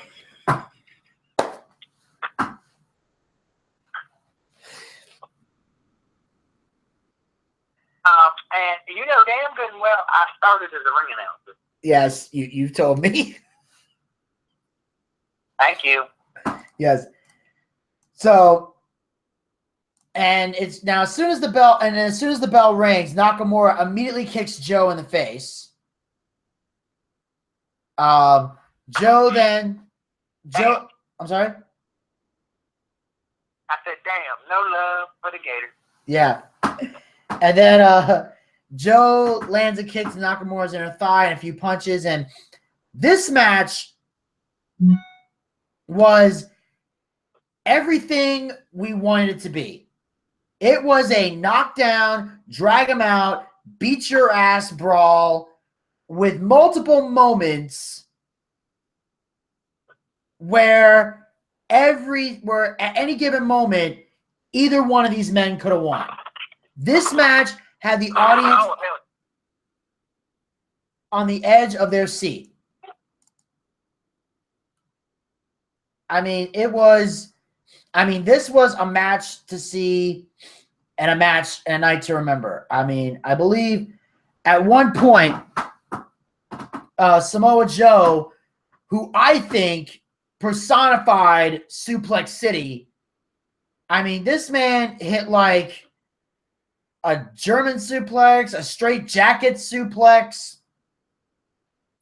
and another kind of suplex at one point, all on Nakamura, and still he wouldn't stay down. And then of course there was and also, and this annoys me about Corey Graves, who, I'm sorry, I'm probably the only wrestling fan on the planet that finds him extremely irritating on commentary. I'm probably the only one. I know a lot of people. Whoa. A lot of people seem to love Corey Graves. He's the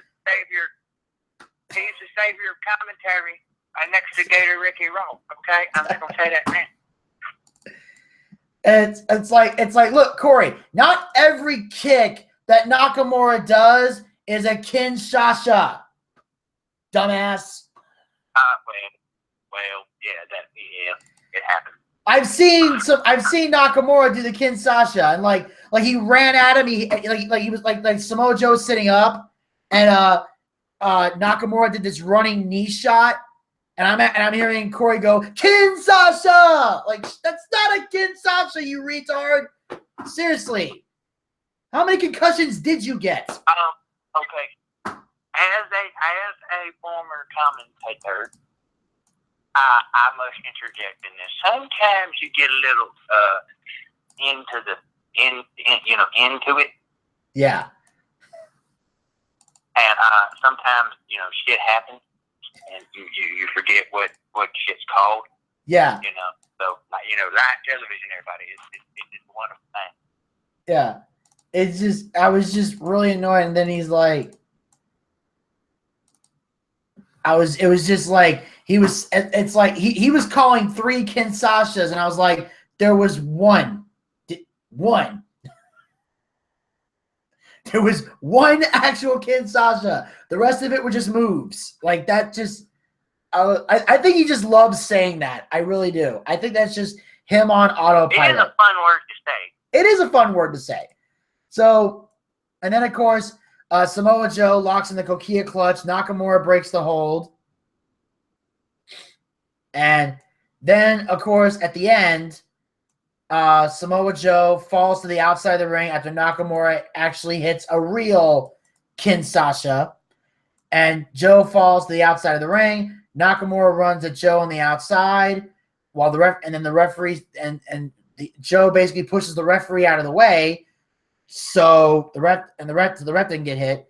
And then Joe kicks Nakamura in the balls, does a Urangi suplex onto the steel steps.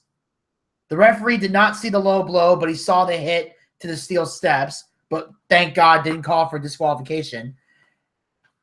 Joe rolls him back into the ring, hits the muscle buster, and 1, 2, 3, Samoa Joe is the first ever 2-time NXT champion. Damn. Yes. And another botch in this, when Joe's music plays, guess which song they played? The TNA song. I wish it was a TNA song. No, it was the old song that Joe had when he first came into NXT, that that kind of song. It happens. Okay, we're not all perfect, Vinny. Well, I know. I just happened to see that, and I was like, what just happened? And it played for like a minute before finally they switched it out and played the bum bum bum dun dun. I just happened to notice it. I'm not hating on it. I know what happens. I just got confused for a second. I was like, why does it sound familiar? And I'm like, don't ever go into the music business, okay? Desmond, if you're listening, make sure Vinny gets nowhere near anything singing, dancing, guitar, none of that. All right. First of all, fuck you. Second of all, it's exciting to see Samoa Joe win the NXT Championship. Now, of course, everybody's asking questions now, because now that Joe is the NXT champion for the second time, the big question is Nakamura, does that mean Nakamura is going to the main roster?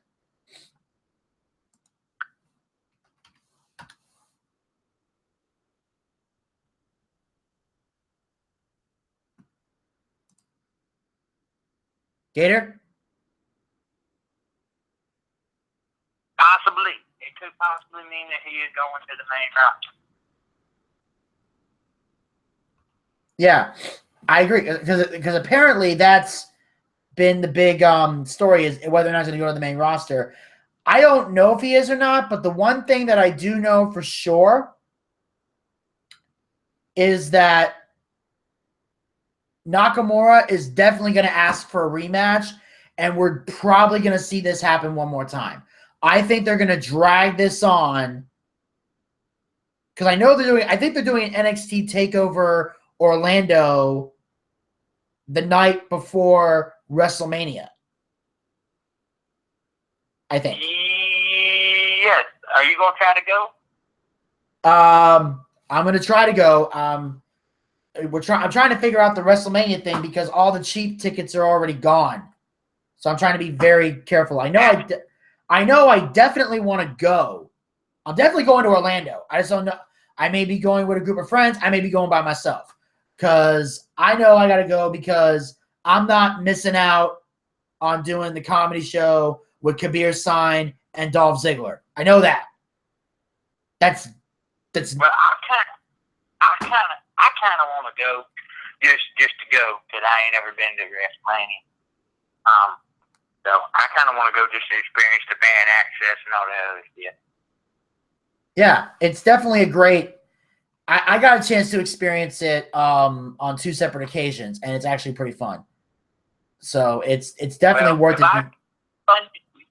Huh? If I can get the fundage together, because I said I can get the fundage together, because you know damn good well Gator can't drive that.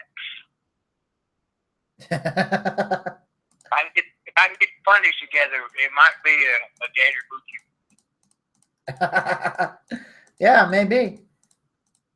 And definitely, yeah. So I'm pretty sure Nakamura and Samoa Joe are gonna drag it on to that point. I think that, and then I think sometime after that, whenever a draft may happen or something happens, I think sometime after that is probably when Nakamura would get called up, if he does. It depends on how long they want to drag the rivalry out for. Yeah. It it all depends on how long you're right, it all depends on how long they want to drag. And I don't know, man. I don't know either. Well, but we'll find out in the coming weeks with NXT. And definitely, I'm excited that Samoa Joe is a 2-time NXT champion. I fear if anybody deserved to be the first ever 2-time NXT champion, it's definitely Samoa Joe, seeing as how he was like one of the first major stars to get signed to the company. Yes. All right. And yes, he does deserve it. He does deserve it. And that, ladies and gentlemen, will wrap up the recap of NXT TakeOver Toronto. So what we're going to do right now is we're going to take another short break here. And then when we come back... Because Vinny's got to poop. Yep. And when we come back, we will get into WWE Survivor Series. That's right. We got Survivor Series coming your way here on the Boochcast. So y'all just sit tight for a bit, and I will be back right after this.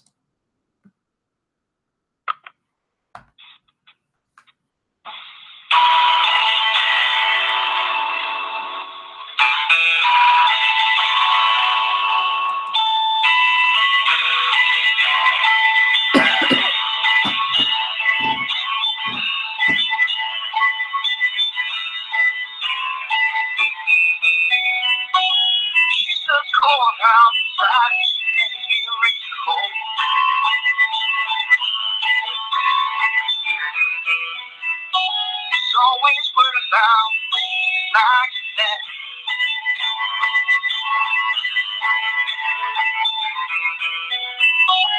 Says it's all gonna end and it might as well be my fault. She always thinks when it's rain, and she screams, and her voice is strained, and she says, leave it. It's pain, I must be lonely. She says, leave it. I can't help but be scared of it all. Sometimes rains all wash away, I believe it.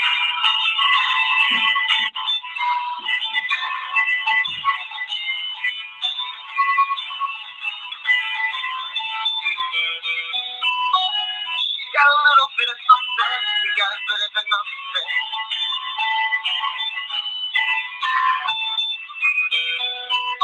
And a couple she's well, she got it all. Oh, yeah.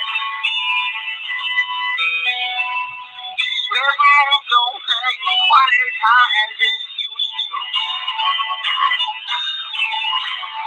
She only sleeps when it's raining, and she's screaming, and her voice is strained, and she says, leave it. It's 3 a.m. I must be lonely.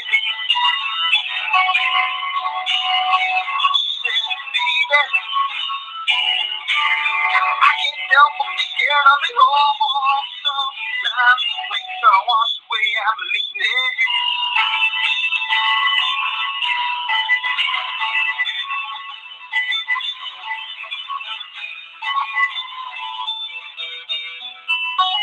She believes the life is livable as you're used to.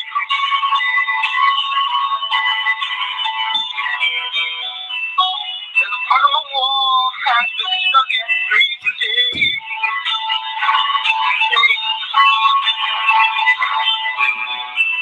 She thinks the happiness of life that she thought away. But outside, it stops raining. Well, she can't see it. 3 a.m. I must be lonely. She said, baby, I can't help but be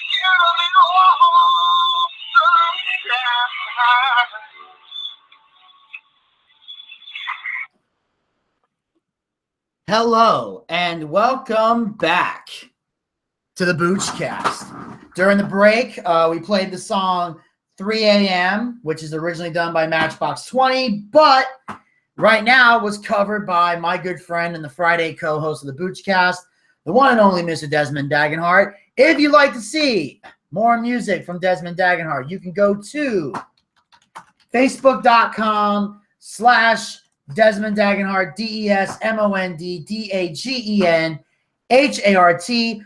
Like him on Facebook and follow along with his progress. You can also check out all of his other music videos that he's done. He has original music as well as a lot of cover songs that he's done. And if you have a song request, you can message Desmond through that Facebook page. And if he knows the song, he'll play it. If he doesn't, he'll try to learn it and submit your requests. So it's not mandatory. You don't have to. But if you got a song you really want him to play and you're a big Desmond fan, check it out. Go message him, and he'll see what he can do to help you out. And, of course, for those of you that missed Desmond this past Friday on the Boochcast, I am happy to announce that December 2nd is when he will return to the show. As I mentioned before, there will be no Boochcast this Friday because of the fact that we have Thanksgiving coming up. So we just have a show today. We're going to have a show tomorrow. After that, we're going to take off for the Thanksgiving holiday, and we will return on Monday, the 28th, with a brand new episode of the Boochcast, hopefully making up for all the lost time that is going to accrue. So that was Desmond with 3 a.m. here on the Boochcast. And on that note, ladies and gentlemen, we're going to get into WWE Survivor Series. And I'm going to set the page here, set the tone for just a second.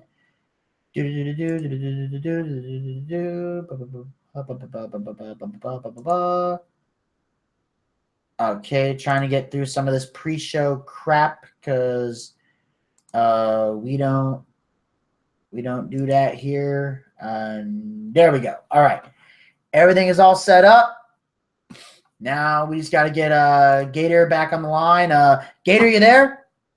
What in the hell are you doing? What?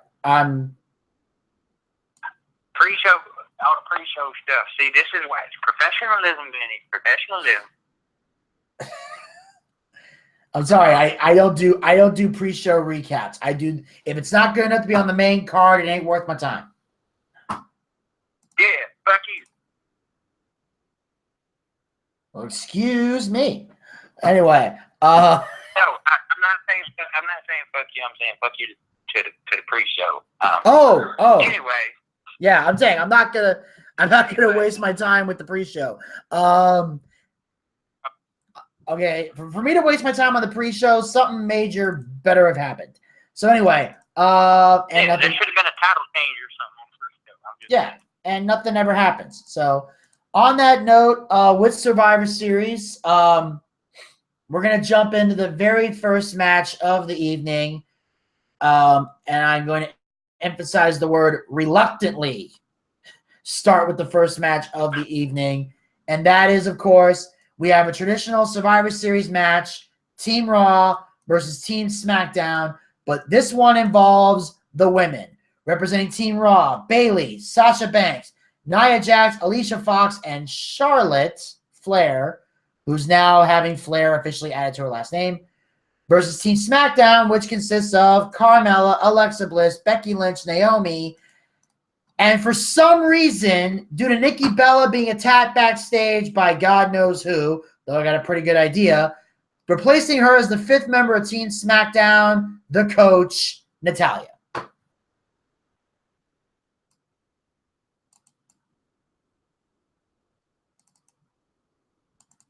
No offense, but this sucked. This sucked?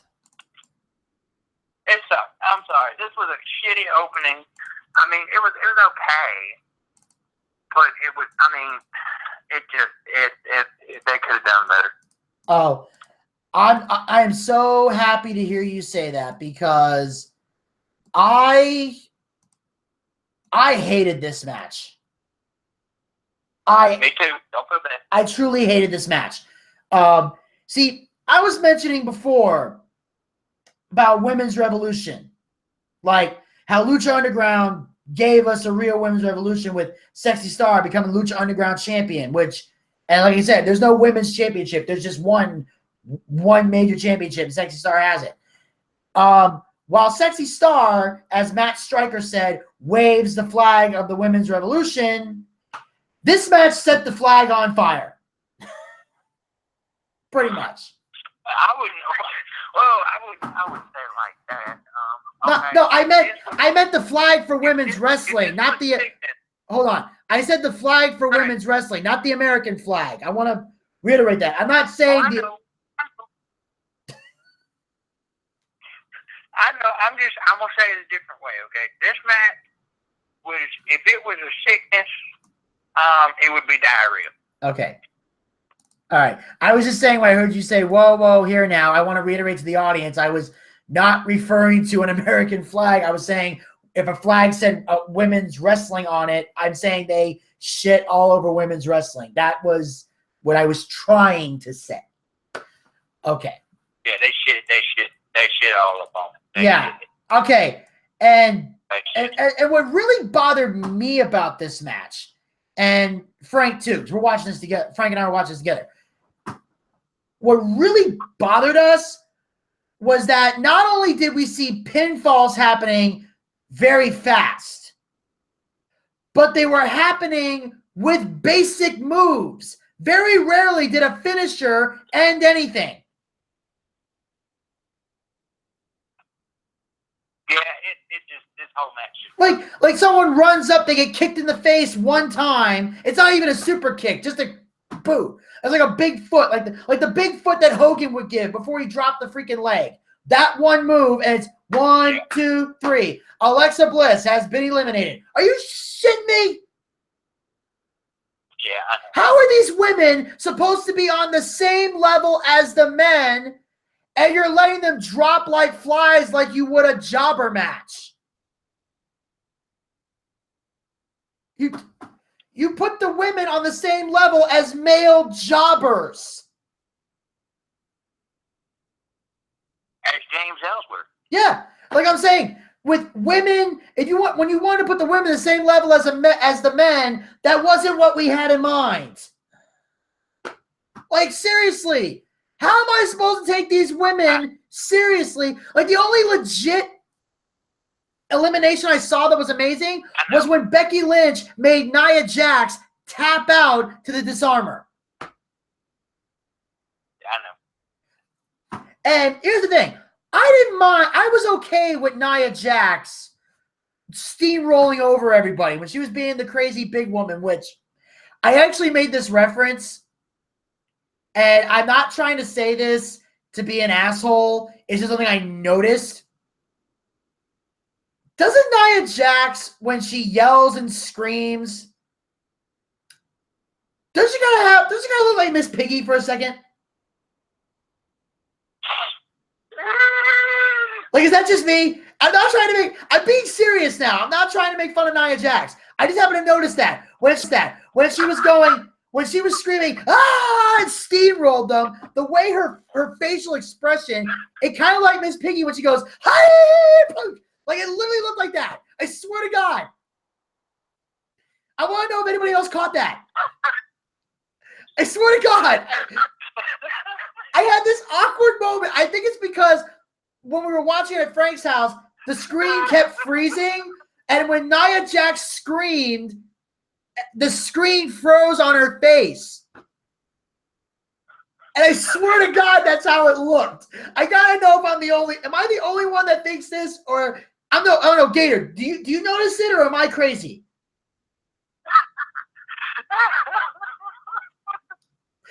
I'm gonna take that as a yes.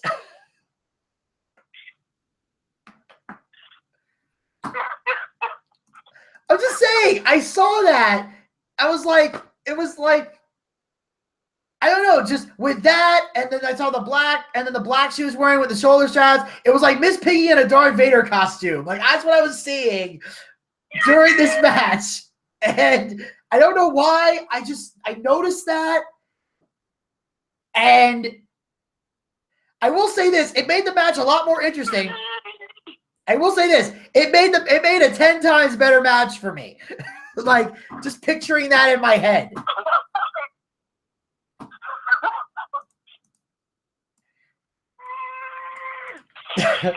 Are you okay?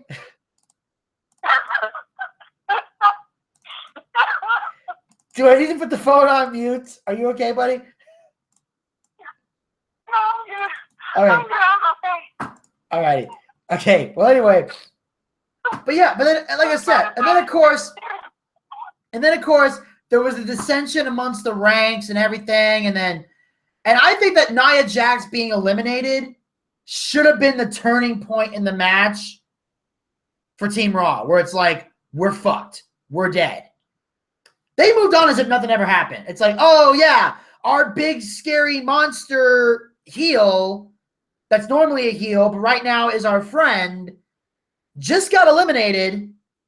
And now he got eliminated, she tapped out. She didn't pass out. She didn't get put through a table. She didn't go crashing through the barricade. She didn't get counted out. She tapped. That should scare you.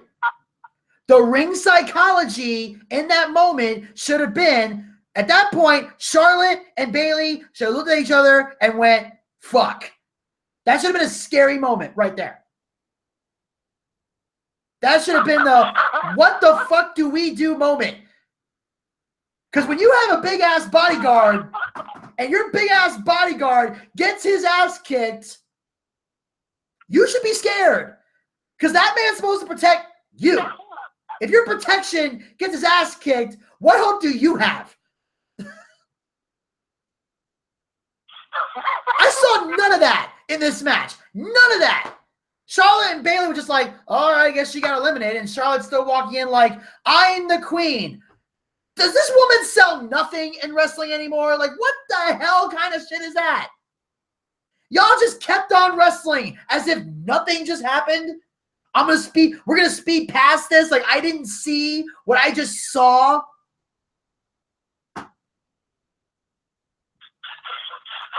Who the fuck? What kind of ignorant shit is that? It's like, would it kill you ladies to tell a story?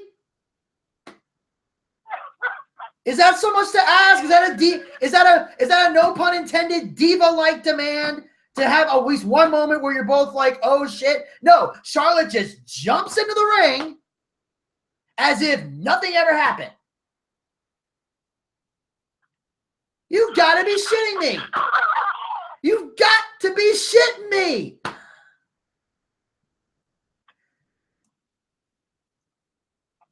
And then Alexa Bliss got eliminated. I'm trying to remember how Alexa Bliss got eliminated, but I know it was something stupid. And then it gets down to, and then Becky goes to this armor. Bayley holds onto the middle rope. Then she plants Becky with the Bayley to belly suplex to pick up the victory. Now, obviously that I was okay with. That's a Bayley's finisher. I like that part. So Charlotte and Bayley are the sole survivors. And then what happens? Charlotte beats up Bayley, drops Bayley with a big boot again. And then this is my moment. So, yeah. A team that was united got beat up by a team that didn't even like each other, which it's like you might as well dig out the shovel. Like I watched the entire SmackDown women's division get buried on a massive freaking level. Like dig out the shovels and just dump the dirt on all five of these bitches. Like that was what we saw.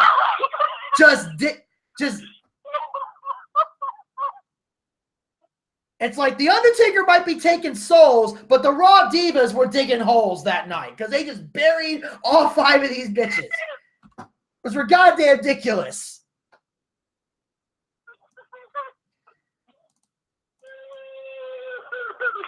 It was barely even competitive. I was like, what the fuck? I'm sorry. This match really bothered me. It really bothered me. They could have made it go a lot longer. They could have dragged it out a lot more. It could have been so much of an epic moment, but instead it's just like, we're going to prove the Raw Divas are better than the SmackDown Divas. So yeah, we're going to make the Raw chicks look fantastic. But the SmackDown girls are basically nothing. Like, that was it. That was pretty much it. Now, I'm sure somebody in creative's like, well, we made the Raw Divas look strong, so we have a women's revolution. No, you don't. You have half of a women's revolution and half of shit.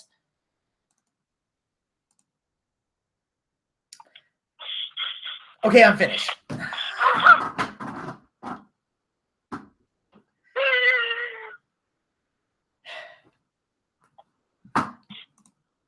All right, so I'm done with I'm done talking about the women's match because I could do this for the last hour of the show, but we got way more stuff to talk about. So I'm going to give myself a cool down moment, and I'm going to give Gator time, and I'm going to give Gator time to catch his breath. I think he's about to pass out.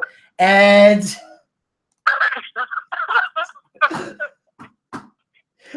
Wait a second. Wait a minute.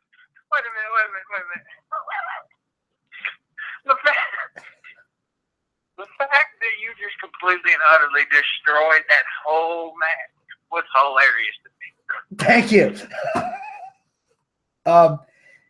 For the record, I know I was a little tense, but if there's anything you like to if you would like to disagree with any of that, by all means share. No. I'm just saying I won't kill you. You have the floor. I couldn't have done that myself. You're good, go.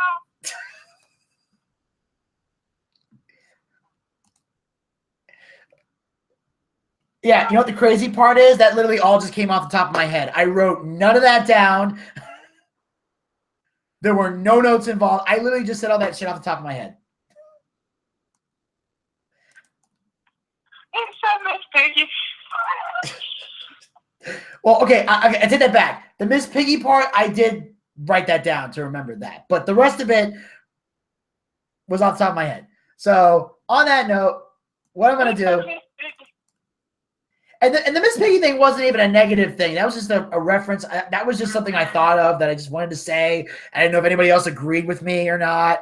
Because Frank and I kind of looked at each other like, I see it a little bit, but I didn't know if it was just us being stupid or not. But I'm going to assume. No, it was hilarious. It was just as funny as Scrappy Doo. Yeah. Yeah. And so what I'm going to do right now is, speaking of Scrappy Doo, we cut to the backstage area, and we see Scrappy Doo. For those of you who don't know, that's James Ellsworth.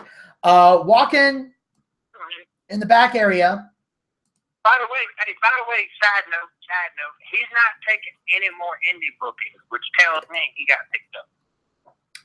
Oh, he did. Because there's an article that says right after he announced the number of independent bookings, they just said he has signed a WWE contract. Yeah. He said that he made the announcement when he was at Friday night's big time wrestling show in Altoona, Pennsylvania. He was doing a show out there. He made the announcement that he is now a full-time employee with WWE. He's no longer taking independent bookings. And some people are big time wrestling is a big federation. So the fact that he did it there, to me, is like, hey, that's awesome. Yeah. And some people like it. Some people are liking it. I'm seeing a lot of people right now who are hating it. There's a couple of comments here. One guy says, this sums up the state of WWE perfectly. They have nothing. The writers are terrible. One guy said, good for him. Must be having the time of his life. And he's still really over. He's a comedy act and has been good so far. Another person said, I honestly don't get this. How far can they possibly go with this character? Unlike some other comedy characters, Ellsworth is completely unbelievable when it comes to beating anyone. It's going to get stale fast. No, it's not. If they do it right, which I could tell you how to do it right, because Ellsworth's whole gimmick is comedy. So it can be. It worked on the indies. I'm gonna tell you right now, it worked on the indies. That I've seen Ellsworth fight a 350-pound giant who was the nephew of the Barbarian and win via a roll-up. So you can do a lot of things with Ellsworth if you do it right. Yeah. Yeah, some people, yeah, absolutely. And so all right, so speaking of James Ellsworth, what I'm going to do right now is we see him in the backstage area where he gets confronted by Gallows and Anderson and a couple of other people from Raw. And I'm going to play the clip right now because here's what went down at Survivor Series. Look who we have here. James Ellsworth. Little old Jimmy No Chin. You're living like a WWE fairy tale. From scrubbing bathroom floors and wearing rags to being the belle of the ball. You're living like a real-life Cinderella story. Ellsworth, you're a real nerd. But you're chin it to win it, aren't you? You even chinned, or should I say pinned, our old pal AJ Styles. But do you really think that's the way to make friends around here? Messing with the champ that runs the camp? I see you, pony boy. Keep that chin up. You can't. Hey! Knock it off. Why are you picking on a little guy? Would you like it if I started making fun of you because you have bald heads? Mick, we shave our heads. Yeah, you know what, Mick? You're right. We'll leave the intensity for the ring. That's good. A little redundant. A little unnecessary. Okay, I'll take it from here. Yeah. Have a nice day. Mr. Foley. Yeah. I've been a fan of you my whole life. Thank you. I mean, I remember sitting at home in my living room, jumping up and down, watching The Undertaker toss you off the Hell in a Cell. No, he threw me off. Tossing means something different in some parts of the world, kid, okay? Right. But I remember watching WrestleMania and calling on my friend with Edge. I mean, he speared you right off the apron through the... James, do you have any memories that don't involve me being in tremendous, physical discomfort? I remember when you beat The Rock on Monday Night Raw for your first WWE World title. He's the biggest star in the world's sexiest man, and I beat him twice. May I say, I'm a big fan of yours too. Thanks. You proved that dreams really do come true in WWE. I'd like to know how you would feel about making those dreams come true on Monday Night Raw. That's very nice of you to say, Mr. Foley, but SmackDown Live is my home because I'm true Team Blue. Well, I appreciate your loyalty, but James, you may be singing a different tune after Monday Night Raw lays the SmackDown on SmackDown Live. I don't know about that. Well, we're just going to have to agree to disagree, all right, buddy? All right, enjoy yourself here. Have a nice day. So cool, Mick Foley.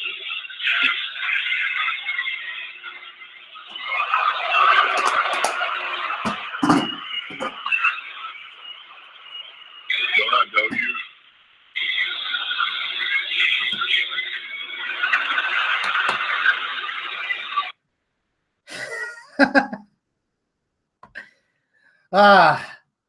So I guess James Ellsworth is getting no love from Team Red. No, but that's why he bleeds blue. Mm-hmm. I also love the part when Braun Strowman was like, "Do I know you?" He's like, "Yeah." Don't bring up Braun Strowman right now, because I just watched that clip. It's been replaying in my nightmare. That clip of him ripping up the $750 to pay me to start. He did some pretty deplorable things that we're going to get into a little later on in the show.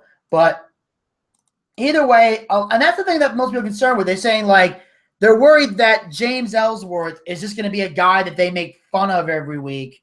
And they're feeling like and of course, like most IWC members, they look at James Ellsworth, here he signed with WWE and go, oh, he's taking a spot from somebody in NXT that could use it.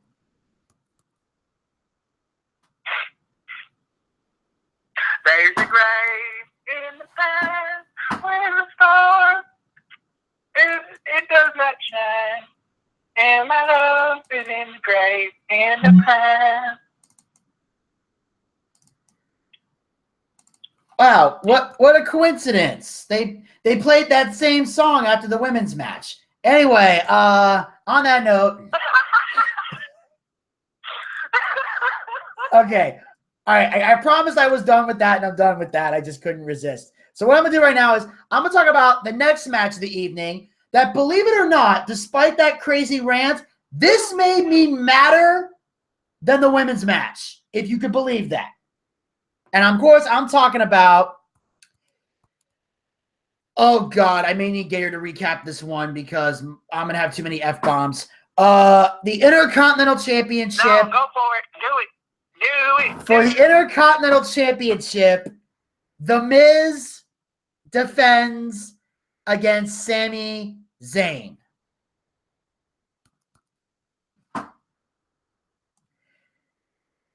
Gator, what are your thoughts? Fuck.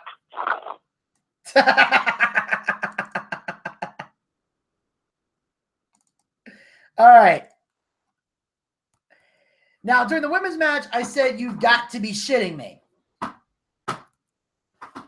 On this match... Vinny was screaming holy fucking shit through this whole one. Oh, yeah. For this one, I'm screaming, you're definitely shitting me. Definitely. What the fuck? What? And what? Okay, this is a question I really need answered. Somebody out there has got to answer this. On what fucking fantasy world, in what alternate dimension of professional wrestling is it ever best for business to put any belt on The Miz? How high? What? Seriously, what large amounts of LSD does the creative team take? Like I want to, when they put this together, I'd like to know whatever drug they are taking that is making them this delusional needs to be banned by the government. Because clearly there are horrible side effects to this drug. And the major side effect is give a reality TV star who poses as a wrestler a belt that's supposed to be given to great technical workers. Apparently, you should put that on the box before you take this shit. Because I was pissed the fuck off. If y'all remember on Friday, I was pissed the fuck off. Told you to be a lot of F-bombs. I was pissed the fuck off. I'll say it again. When The Miz took that belt from Dolph Ziggler. I was ready to... I was about to punch a hole in my wall, but I knew if I did that, my mother would kill me. So I spared the wall's life, mostly to spare my own, but that's beside the point. I was pissed. But yet, every one of my friends, everybody was calling me, Elvis, Desmond, everybody telling me, Vinny, it's okay. It's okay. And I'm like, how the fuck? Vinny. Yes. Vinny. Go ahead. You can go off. I'm pissed too. Go ahead. I was like, and I'm like, how the fuck is this okay? And Elvis tried to reassure me, and to his credit, he succeeded. From the moment we talked on the phone to the end of this match, he was able to convince me. He said, Vinny, it's okay. They only want they're letting The Miz win so Sami Zayn can take the belt and it doesn't hurt Dolph Ziggler. Wait a minute. Which at the time made a little bit of sense. And I went, okay, maybe I can let this go. And I did. I cooled off. I spoke my piece on Friday. And you saw on Friday, after I got the anger out, I digressed. And I said, okay, maybe Sami Zayn will walk out with the championship and I can let it go. Well, guess what? Guess what, Boochcast fans? Would you like to know what happened? Would you like for me to tell you what happened? The bastard walked out with the belts. That's what the fuck just happened. That's what the fuck happened. The match itself, not bad. I've never seen Sami Zayn wrestle a broomstick before, but it's the first time for everything. But the match was great. So, decent match. Decent match, I will say. Wait for a reasonable amount of time, you know. Miz going for a figure four, Sami Zayn blocking it. Miz having the figure four in the middle of the ring. Sami struggling whether or not to turn the figure four around, using the Miz's own leg as leverage. Great spots. Everything had its moments. You know, the Miz having his moment of arrogance. It's to be expected.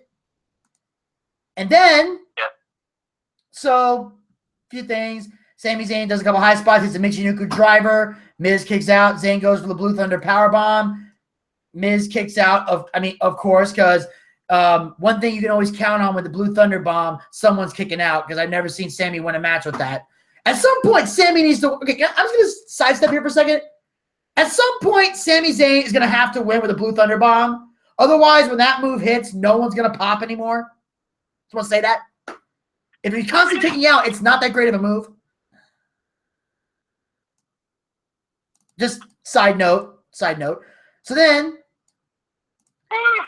now, at some point, Zayn went for the haluva kick, and he limped to it, which was kind of interesting. Okay, he's selling the leg. So, kind of like, it looked kind of weird, but I understood the reasoning. Then we get to the final moment. Sami Zayn, double A takedown, gets the Miz and a figure four leg lock. Drags Miz to the center of the ring. And we get a repeat of SummerSlam between Taker and Lesnar where the bell rings and the ref doesn't call for the bell. And Maurice just starts banging on the bell, and I don't think she did it right. I'll let Gator be the judge of that, because he knows he did, but he didn't. She didn't? She didn't, but we're not going to get into specifics. Okay, I'm just saying, because I remember you taught me there was a proper way to ring the bell, because he told me during my Metamorphosis match on season 1 of DFL, I didn't do it right, which was good. You didn't. You're supposed to, okay, you're not supposed to ring on the top. You're supposed to come from the side. Yeah, exactly. So I know Maurice did the same thing, and then they get distracted. That actually did piss me off, but I'm not going to get into specifics. Yeah. Okay. We don't have to. We don't have to. There's plenty of other things about this match to be pissed about besides how a bell was rung. So there's too many other things to be mad about. And so anyway, Sami Zayn's celebrating. He thinks he's won the match. Nope. What happens? Miz rolls him up, grabs the tights. 1, 2, 3. The winner of the match, The Miz.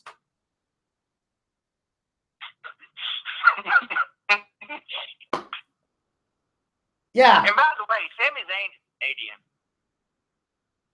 Yeah. That's another smart move right there. Yeah. Now, let's just tell Canada to go fuck itself. I honestly think the WWE was trying to make this pay-per-view suck on purpose. That was my conspiracy theory. It's like the agent for the women's match and the agent for the Intercontinental match. It's like the guy for the women's match said, I have a shitty idea for a finish. And the Intercontinental guy came up and said, and I can make mine shittier. That was pretty much it. What the fuck? That's all I gotta say. Why are you using a no-talent hack like The Miz to and pretty much make him bury people that could out-wrestle him on their worst day? Not even on Miz's best day. On Sami Zayn's worst day, he could out-wrestle The Miz. Any day of the fucking week. Where is the entertainment in that? How is it that people outside of the WWE see how shitty The Miz is, but yet in the WWE, they're that oblivious? I've heard of being out of touch, but this goes beyond out of touch. I mean, I can't be the only one thinking this, right? I mean, you tell me, Gator, am I taking crazy pills? Because I feel like I'm taking crazy pills. No. I'm not taking crazy pills. I'm not nuts. No. I thought it didn't piss me off as quite as much as it did you, but I thought it was funny as hell. Well, as long as I made you laugh, because that's another aspect of my job here. But just Jesus Christ, people.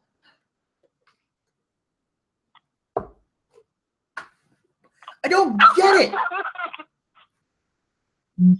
It's like, this is supposed to be one of your big 4 pay-per-views. You extend it to 4 hours long. Why are you making them suck? It's like SummerSlam was pretty much the John Cena AJ Styles show. That was the only thing worth watching. You know, it's. Then you have a couple pay-per-views that are good, like Clash of Champions was aight. No Mercy did very well. Hell in a Cell, yeah. But your big 4s should be the ones where you knock them out of the park. This is supposed to be your home runs. And you're barely hitting singles. Jesus Christ. It's like. I mean, seriously. Who's your head writer? A-Rod?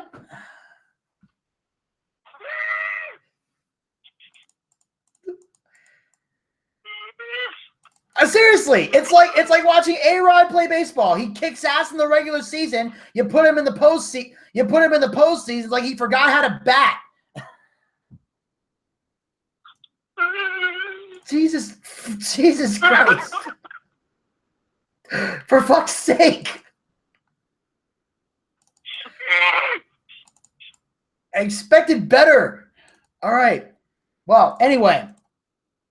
As The Miz is celebrating, we then cut to the backstage area again, this time with AJ Styles and Dean Ambrose, who, of course, are on the 5 men's team for Team SmackDown, but are also going to be facing each other in 2 weeks at TLC for the title in a tables, ladders, and chairs match.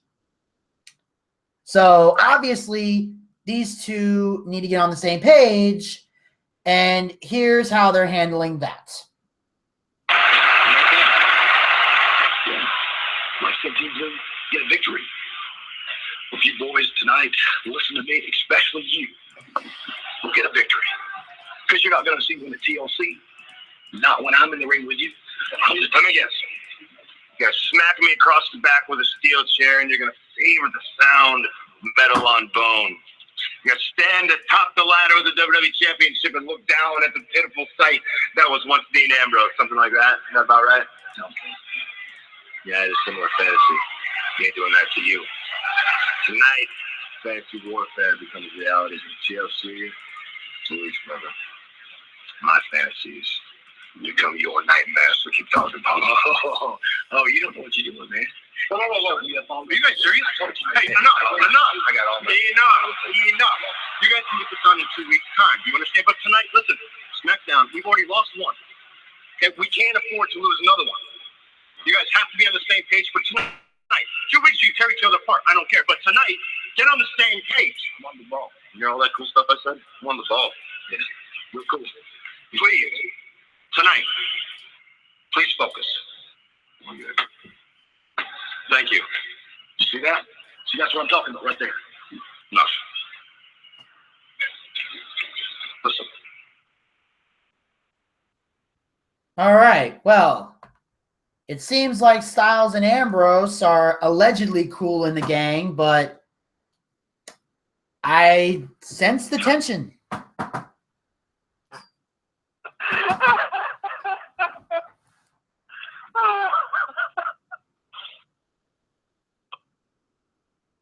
Okay.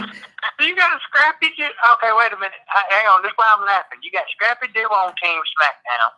You got Cool in the Gang on Team SmackDown. Who the fuck's driving the Mystery Machine? Who's driving the Mystery Machine? Well, from the looks of the captain, apparently there's a soccer mom driving the Mystery Machine.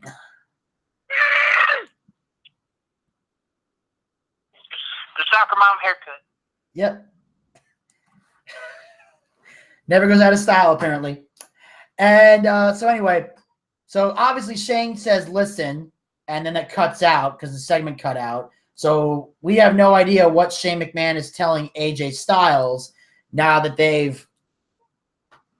Shane has broken up everything and tried to get these two idiots, and right now they're idiots, on the same page because they can't afford to lose another elimination match because they just saw the atrocious women's match that we saw. So I don't know if these two can hold it together or not. If they can, I'll be very impressed. But obviously, these guys cannot seem to get TLC out of their heads.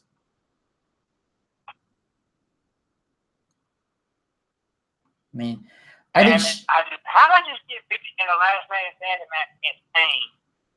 And he then took my Universal title, bastard. Sorry. Okay. Well, anyway, on that note, we move on to the next match of the evening, which is another traditional Survivor Series match. It is Team Raw. It is Team Raw versus Team SmackDown, but this time it's the tag teams. We've got Enzo and Cass, The New Day, The Shining Stars, Cesaro and Sheamus and Cesaro, and Gallows and Anderson versus Team SmackDown Live, which consists of Rhino and Heath Slater, The Usos, American Alpha, Breezango, and the Hype Bros. Now, before the match starts, there are two opening promos, one from Enzo and Cass, the other from The New Day.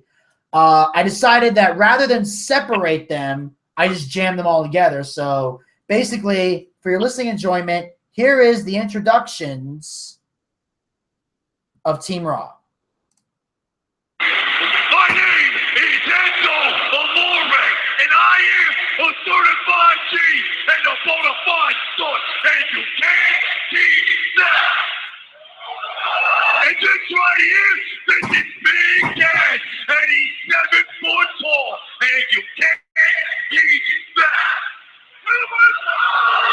Bada boom, realest guys in the room, how you doing?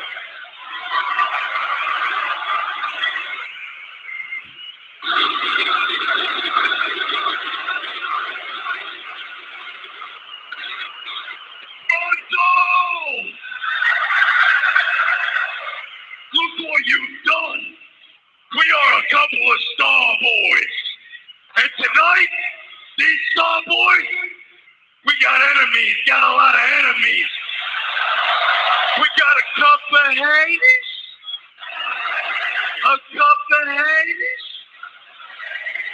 From SmackDown trying to drain us of our energy. And ain't nobody gonna drain us of our energy because we are in Toronto and we've been sipping on Timmy Hortons all day long.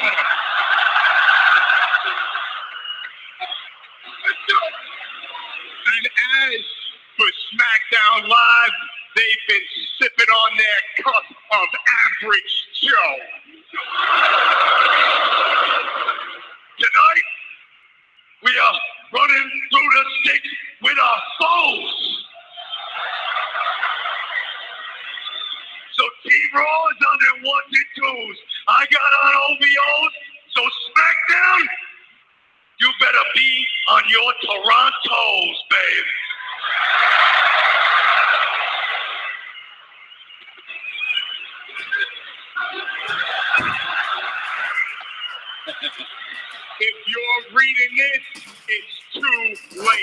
because there's only one to destroy you, and I'm gonna spell it out for you.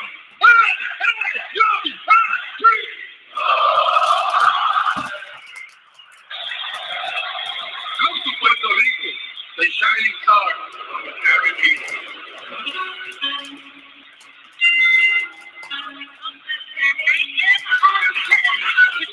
Survivor Series Tag Team Elimination Match.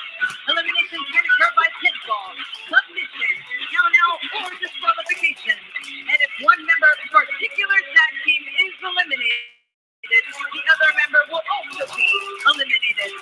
This will continue until all members of one team have been eliminated. Introducing Enzo Warren and Big Cat and the Shining Stars.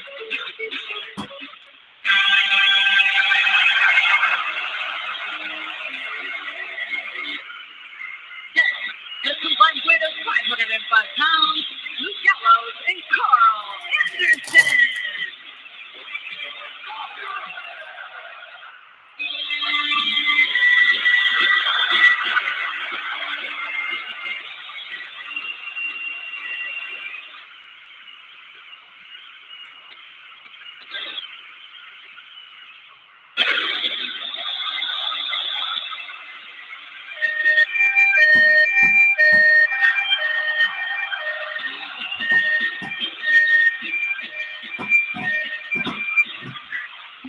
The team of Sheamus and Cesaro.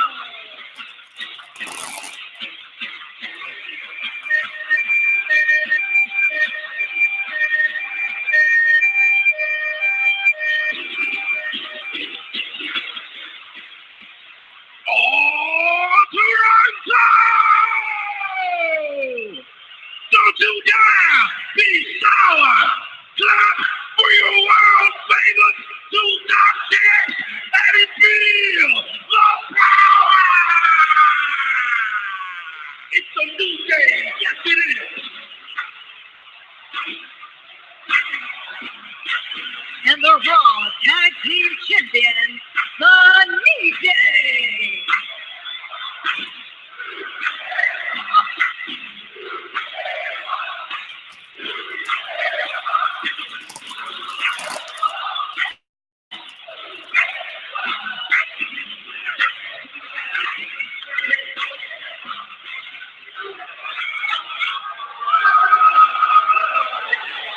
Tonight, we are much more than just your WWE World Tag Team Champion! We are also your Raw Tag Team Captains. But tonight is not about us.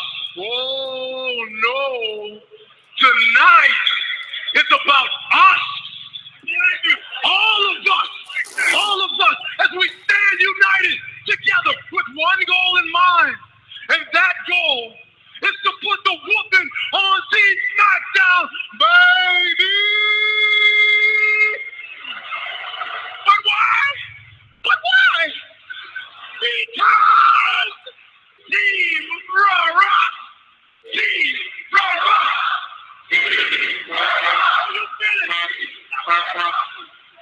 feel free to join in on this chant at any time, Osanga. I'll pass on this.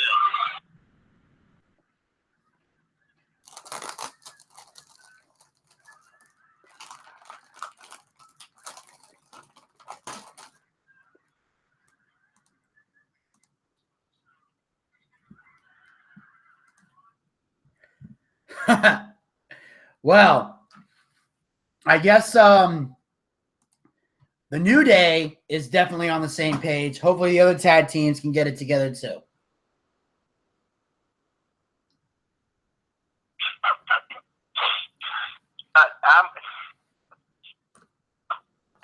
Lord.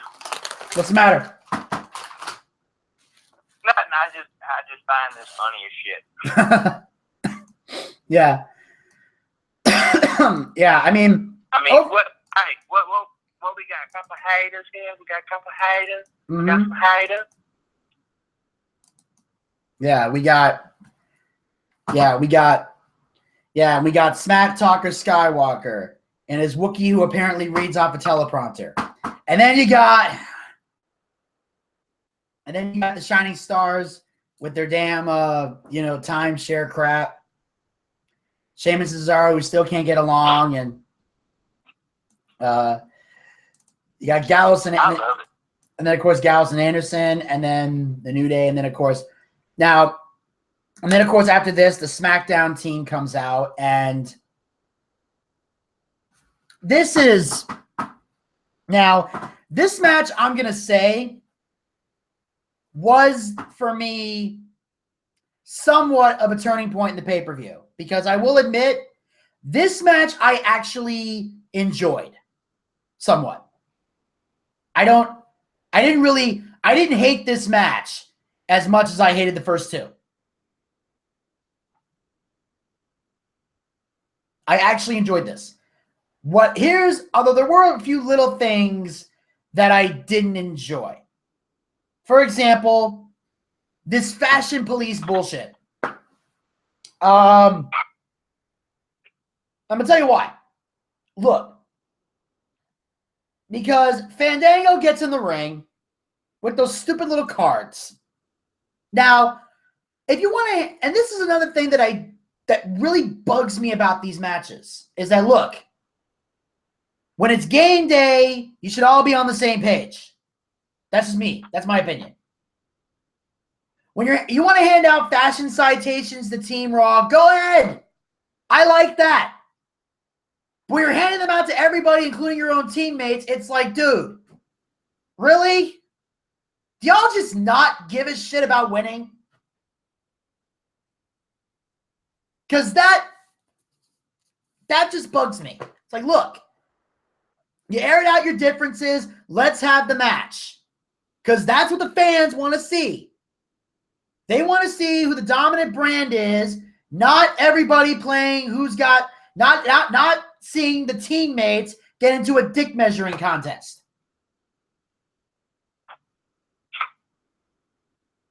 Now, maybe the women in the audience will want to see that, but me personally, I'll pass.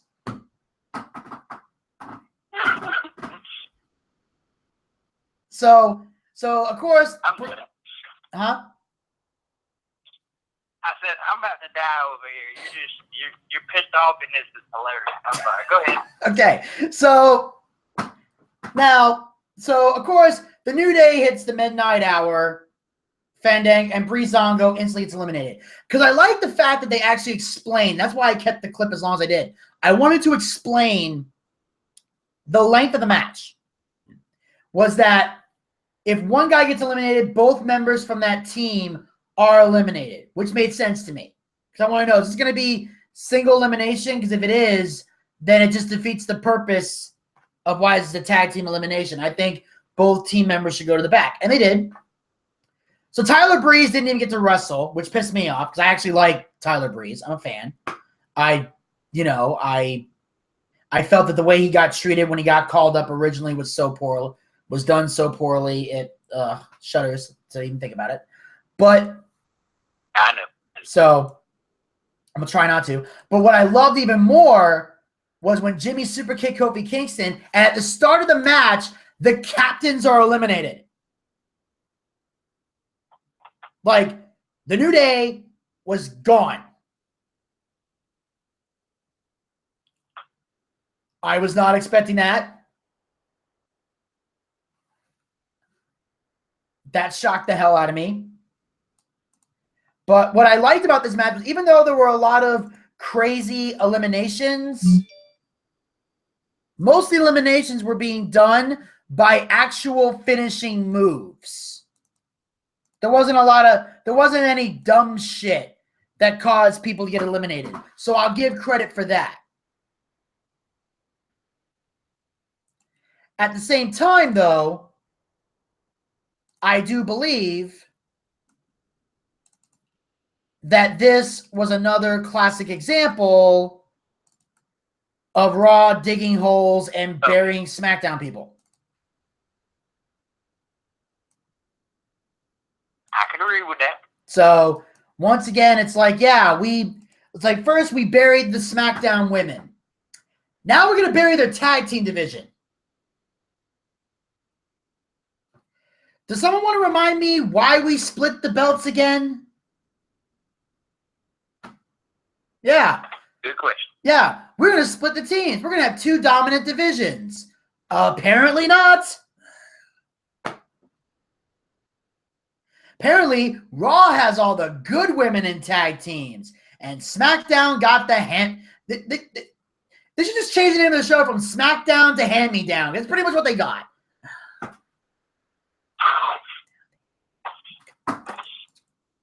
Essentially, if I could, I think if someone has a more accurate description of what I saw in this Survivor Series match, by all means, give one. But I'm pretty sure no one's gonna disagree with me on this one. Like we watched them bury the SmackDown women, then we watched them bury the SmackDown tag teams. The only difference is when the tag teams got eliminated, there were at least finishing moves.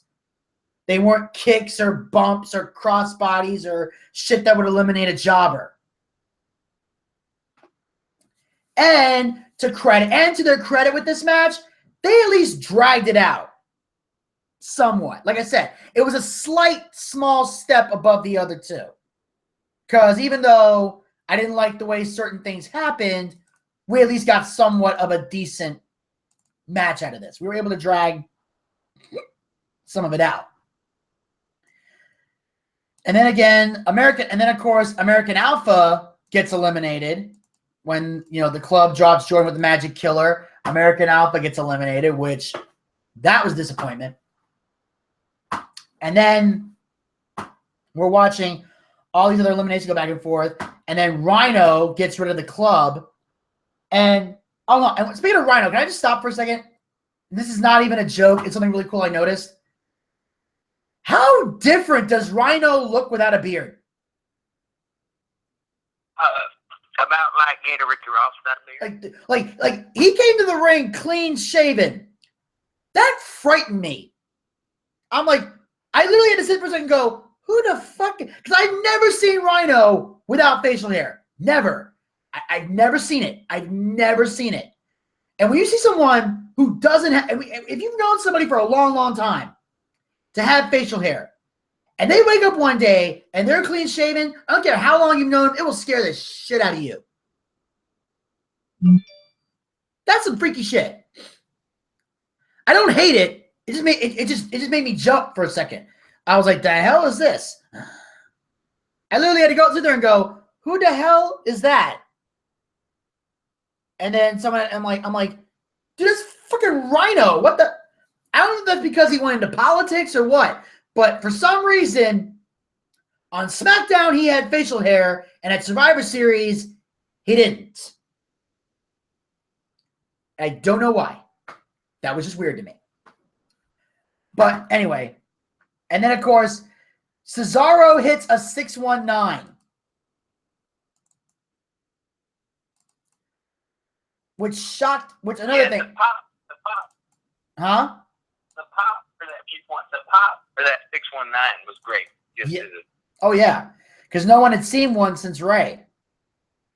And then, and then of course you have the Usos working together, getting damn near killing everybody. They're getting so many. There's like close calls, Neil falls.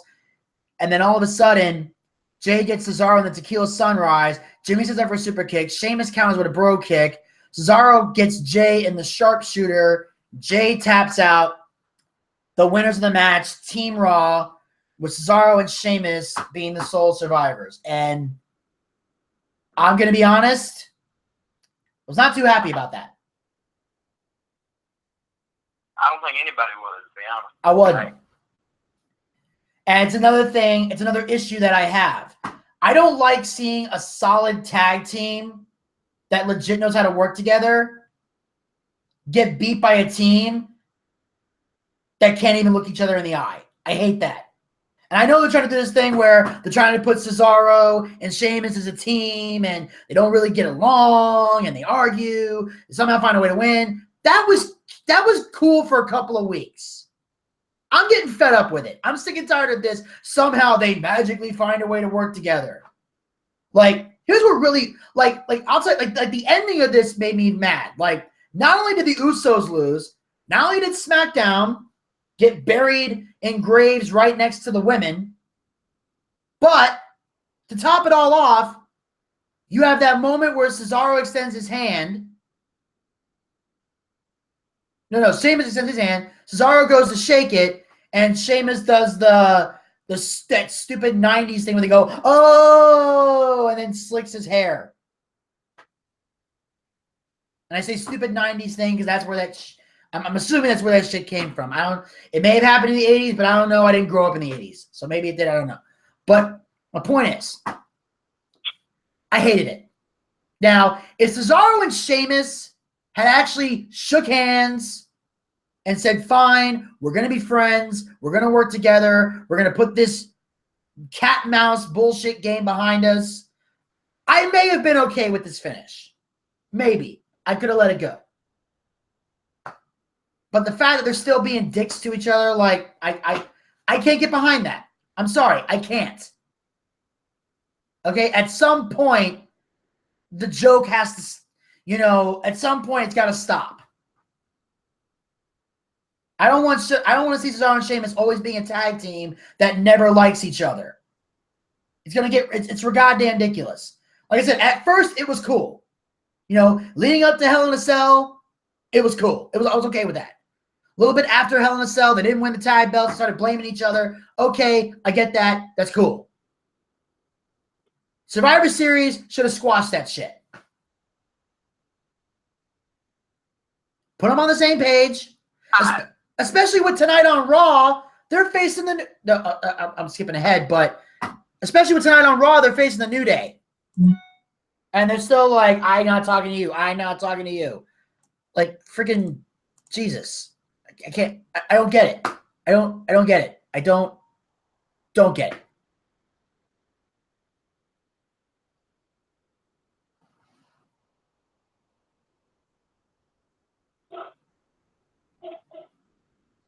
Hi, Vinny. Yeah? Vinny, I shall return momentarily. I must go take care of something. Okay. All right. And I shall return. Okay. Well, all right. Well, hopefully you call back in 5 minutes, because after 5 minutes you won't be able to call back in. No, leave me on. I'll be right back. Leave me on. Oh, okay. I'll leave you on. All right. So I'm going to mute Gator for a moment. He can Facebook me when he wants to get back on, and I'll know to cue him in. But anyway, I just didn't like that. And if you're wondering what I mean by them going against the New Day, I'll just play this clip here and it'll maybe help me calm down. Oh, double! McMahon! Dismantle the Connection Team Raw looking so dominant. I mean, the women's match, right? I was a little concerned with Charlotte. No, we're keeping Family didn't quite get it done bringing the Intercontinental Championship home. Rang the bell. I mean, it's not really. No, it wasn't totally his fault. But and now the tag team. Sheamus and Cesaro. I didn't think that they were going to work. I didn't. It was your genius. It really was. And I think it deserves a reward. Hey, do you know I learn from you every week? I may have seen a little weird. But coming from you, a high compliment like that, like I was right about something. Yeah, no. I mean, it totally deserves a reward. It really does. Like maybe paid vacation, stock options. What are you talking about? Those guys deserve yes, they do. Cesaro, and I think it should come in the form of a tag team championship match on Raw against the New Day. And I have the perfect time of tomorrow night, right here in Toronto, Ontario. You like it? You like it? I don't dislike it, right? I love it. But we have to focus on tonight still. Yeah. Because we have the cruiserweight match. I put the whole division up. It's risky, but I have full faith in D. Brian Kendrick, right? We have Brock Lesnar versus Goldberg, going to be huge. And then, of course, Team Raw is going to dominate and annihilate my brother Shane. I was thinking this could be the worst night in history for one McMahon And the best night in history or another. We are looking good, Stephanie, man. We are looking good. We are. Yep. So Cesaro and Sheamus are now going to face the New Day. And yet, they're not on the same page. Again, this is booking logic that makes no sense. None. This makes absolutely no sense. Zero. It doesn't. It doesn't make any sense. There's no logic. There's no facts. There's no nothing. It's the dumbest shit I've ever witnessed. And I don't get why they're doing this. I don't get the logic behind it. I don't get anything at all. 90 I think that this is, I don't know if it's the ego from Stephanie and creative. I don't know if it's because they just want Raw to always be better than SmackDown, even though the fans prefer SmackDown Live over Monday Night Raw. But I'm watching two different divisions on SmackDown get embarrassed. Not just lose. It was embarrassing. 60 seconds. And I don't know. I honestly just cannot wrap my brain around this. I can't wrap my brain around this. And I just don't know what's going to happen on Raw tonight, if they're actually going to put the belts on Sheamus and Cesaro. Probably not. From what I'm hearing, I think there's another article here I can find. It actually involves the New Day. And apparently, the story with the New Day is this. They've been tag team champions. 10 seconds. For roughly about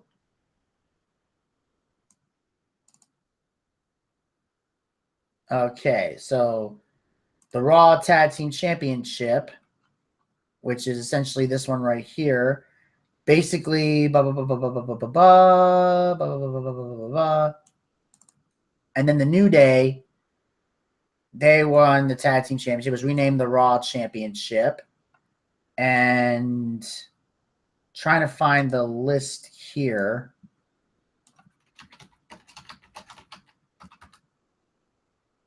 Trying to find it on WWE, I think. But if my memory serves me correctly, I think that the New Day's been champions for about 450-something days. 450, no, it's 455, I think it is. 455 days. Now, the record for the longest reigns ever is set by Demolition at 478. And their goal, apparently, is to allow the New Day to remain the tag team champions until they break the record. They're going to make the New Day beat Demolition's record to become the longest reigning WWE Tag Team Champions of all time in the history of the company.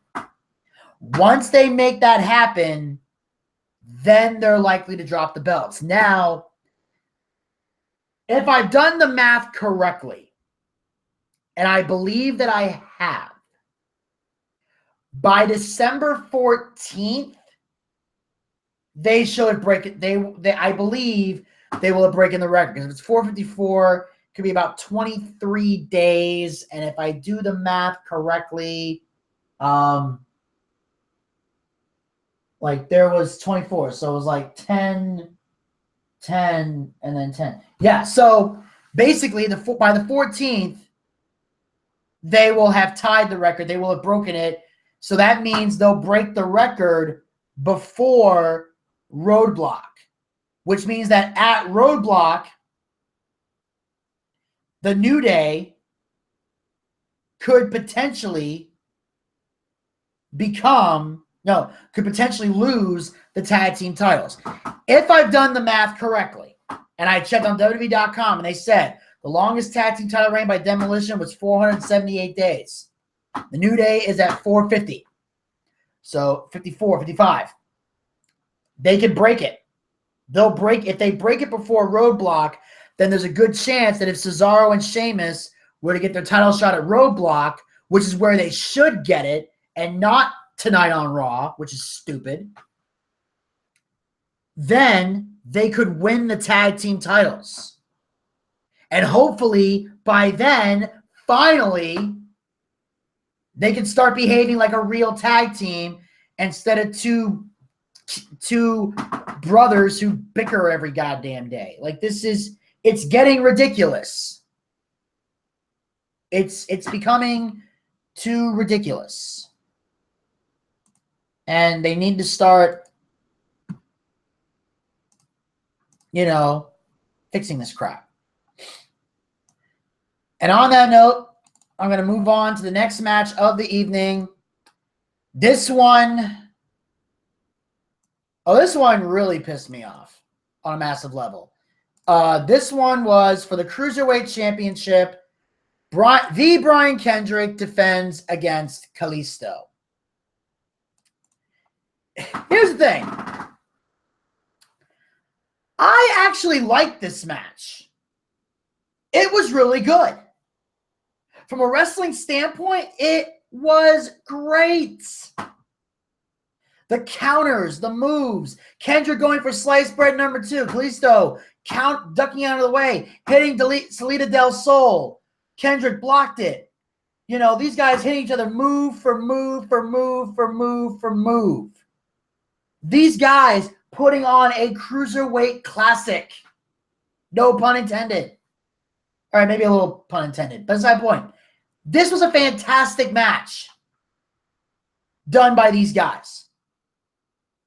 It showed how bad both these men really wanted it. It was passion at the highest level. At the highest level. It was great until the very end. Kalisto hits Salida del Sol. Kendrick places his foot on the bottom rope. Kalisto ascends to the top rope. Baron Corbin storms into the ring. Hits a running forearm to the back of Kendrick's neck. Kalisto dives off the top rope. He goes for like a springboard kind of move. And then Corbin plants Kalisto with the end of days. The bell rings. It's a disqualification. And the winner of the match by disqualification was Brian Kendrick because he got hit in the back of the head first. So Brian Kendrick remains the Cruiserweight champion, but Baron Corbin screws up the whole match. And that's what pissed me off. Because there's no reason for that to happen. Also, it doesn't make sense storyline-wise because if Baron Corbin wasn't medically cleared to compete at Survivor Series, why is he getting in the ring and hitting an end of days?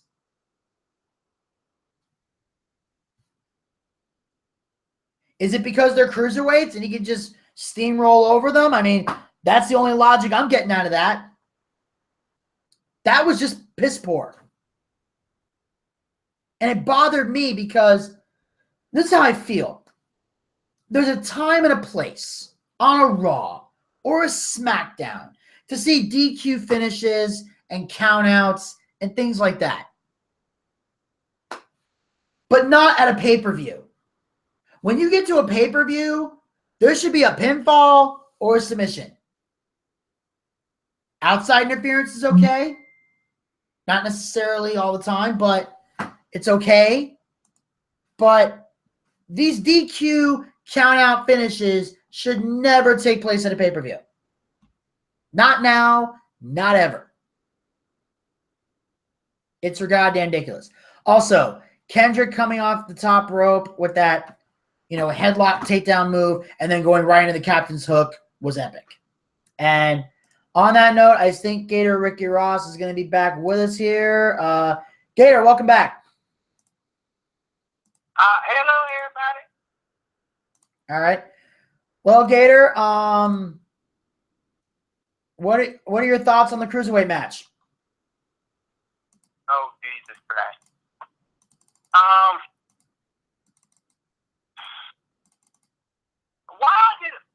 Why is somebody that's not a cruiserweight and get involved in the cruiserweight match? I don't know. I was asking myself that same question.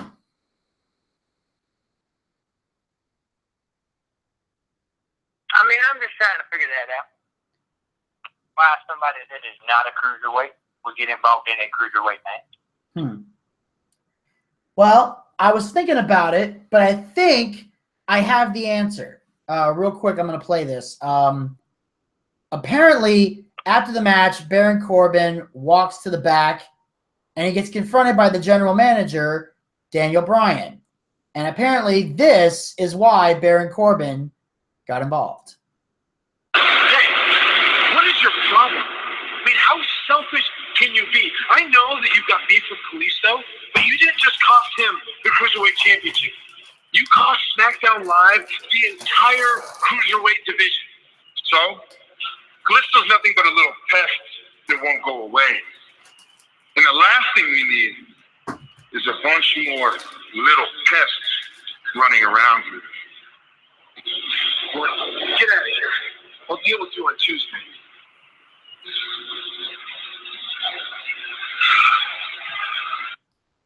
So apparently, Baron Corbin didn't want the cruiserweights on SmackDown.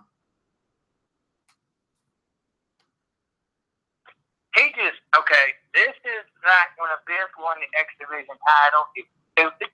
It's going to be stupid. It ain't going to be fun. It ain't going to be good. They're trying to take away some shit that we like because they don't like it. And if they don't like it, they go fuck themselves.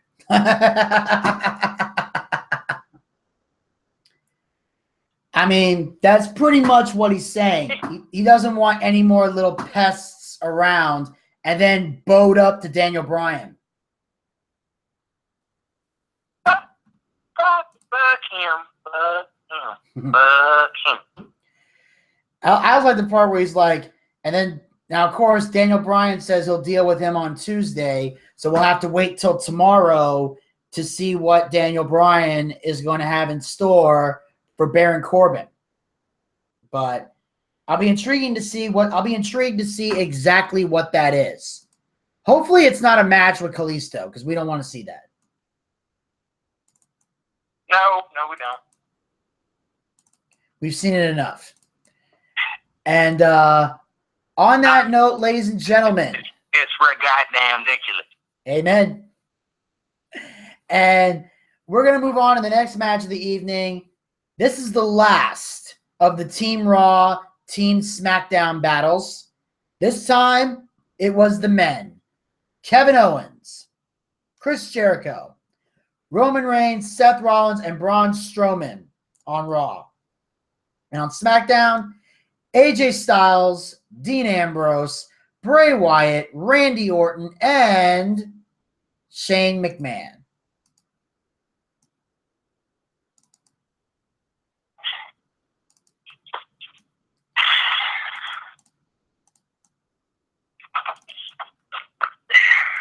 Lord, good God, Lord Jesus Christ. Okay, this was the worst fucking match of the night, in my opinion. And I'm about to go into the whole. There's about to be a lot of F-bombs. I'm just gonna say that right now. Well, I've had my time to rant. You can have yours. Okay, I'm fitting to go into a Bucci is rant kind of deal here. So if you don't like F-bombs, fuck off. Okay? The whole match was built up so well. And then we get into it, and safety is just completely and utterly fucked in the asshole without even the common courtesy of a fucking reach around. what the hell was we thinking? Doing a coast to coast into a spear, about to break a man's damn neck, broke a man's damn back. Who thought that was a good idea? Anybody? Anybody? No, it was a terrible damn idea. There was no pop. It was everybody sitting there going, holy shit, they think he broke his neck. I think he broke his damn back.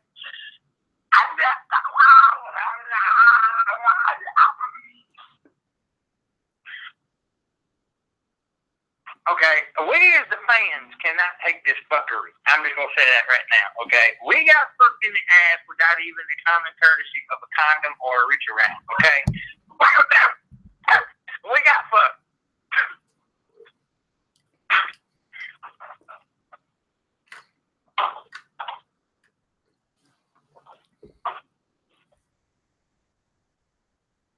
Gator, you okay?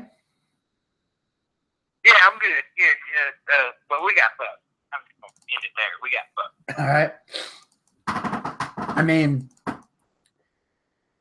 mean that was a crazy spot, that coast to coast into the spear. Because what's funny was that I could tell something was wrong because the referee didn't finish the count.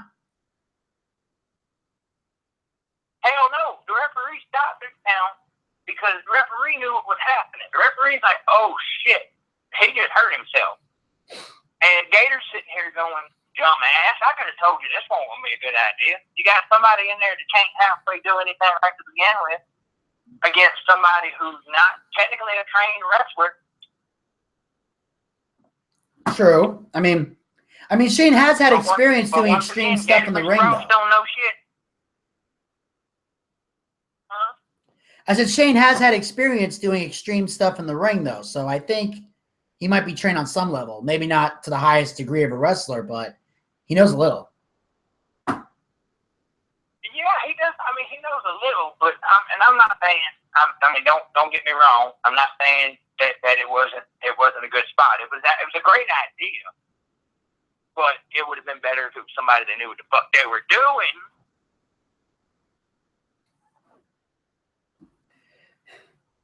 Yeah, and the thing was that because it looked like, because then they were saying like Shane McMahon kicked out, which, if anything, makes Shane even tougher. But I always thought, like, if Shane was that injured, what I was saying is, why didn't the ref just count to 3, and then while Shane was, and then if they say Shane McMahon has been eliminated, they could take him to the back. That's what I don't get. That would have been bright. And as a ring veteran, as a ring veteran, somebody would have done that. But like if that had been somebody like Jericho would have done that and said, hey, eliminate him now. We got a problem. That's why you got to have people talking to one another. But again, it's WWE. You can only get so freaking. Oh yeah. I mean, now aside from that, one thing that I definitely thought was insane was, let me see here, was at one point Jericho, I think it was like Jericho was getting beat up, and then Kevin Owens attacks, I think, was it Seth Rollins? I can't remember, with the list. Like, he starts hitting him with the list, and the papers go flying everywhere, and Jericho freaks out. Yeah, but I'm just, Lord have mercy with this. This whole match was shit. I'm sorry. This whole match was shit. Yeah. Yeah, pretty much most of the match, although the only thing I give credit to is the fact that I did like some of the spots, like Shane McMahon putting Braun Strowman through the table, and then like he's about to get, and then just as he's about to get back in the ring, Ellsworth holds his leg and prevents him from getting in, so he gets counted out. And then Strowman just beats up Ellsworth, drags him up the ramp, and then friggin' throws him through a table. See, now that was a good, I like that spot because that actually pushed Ellsworth a little bit. But, it's just, it's the Steal a line from a good friend of mine. It's ridiculous.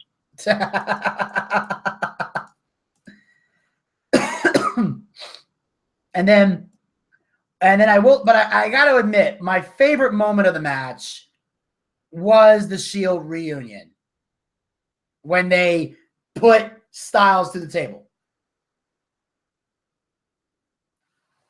Jesus Christ.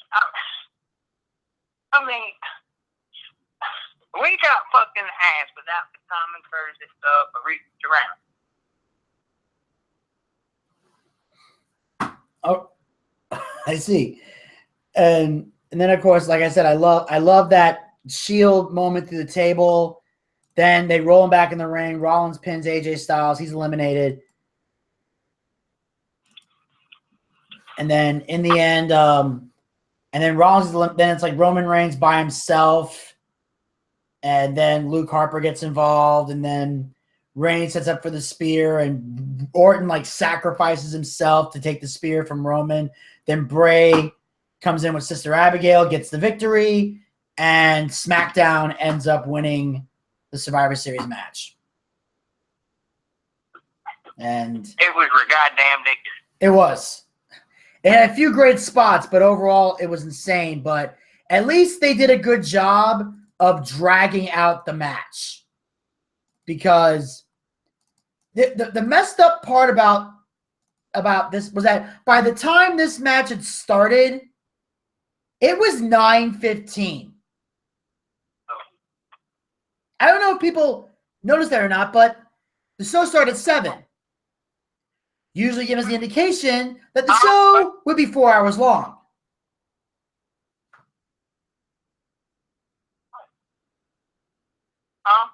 Yes, it was a 4-hour-long show, and this was pretty goddamn ridiculous. I was saying, but we're on the second to last match, and it's 9 o'clock.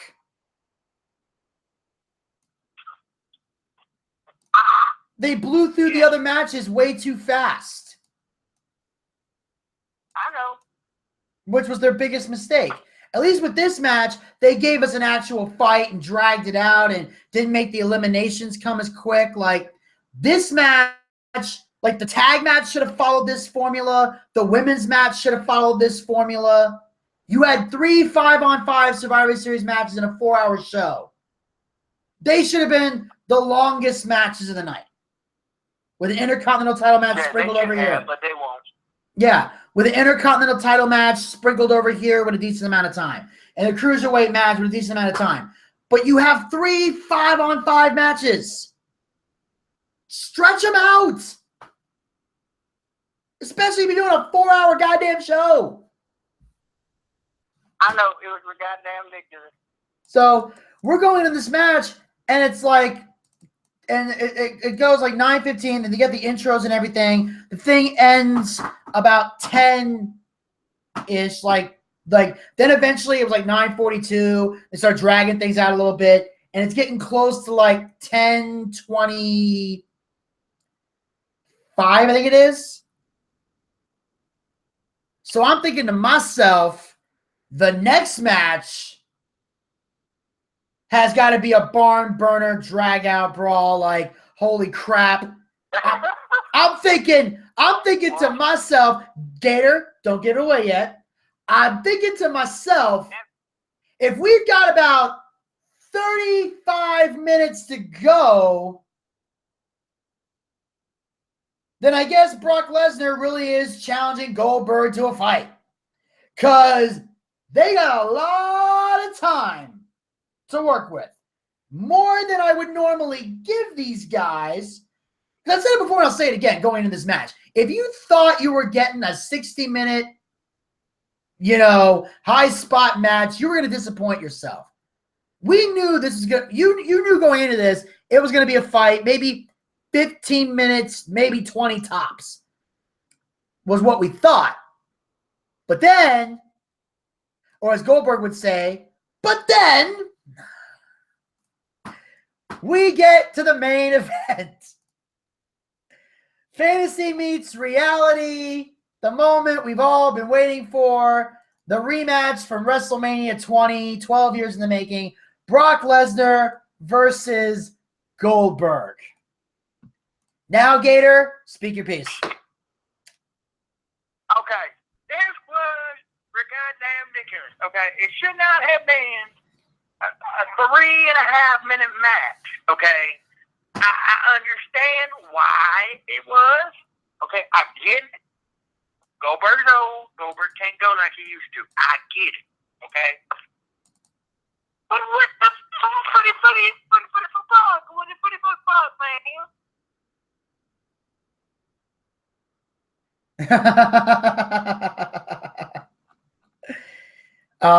Well, apparently the guy who was playing as the Lesnar controller died. Did you like that? Did you like that?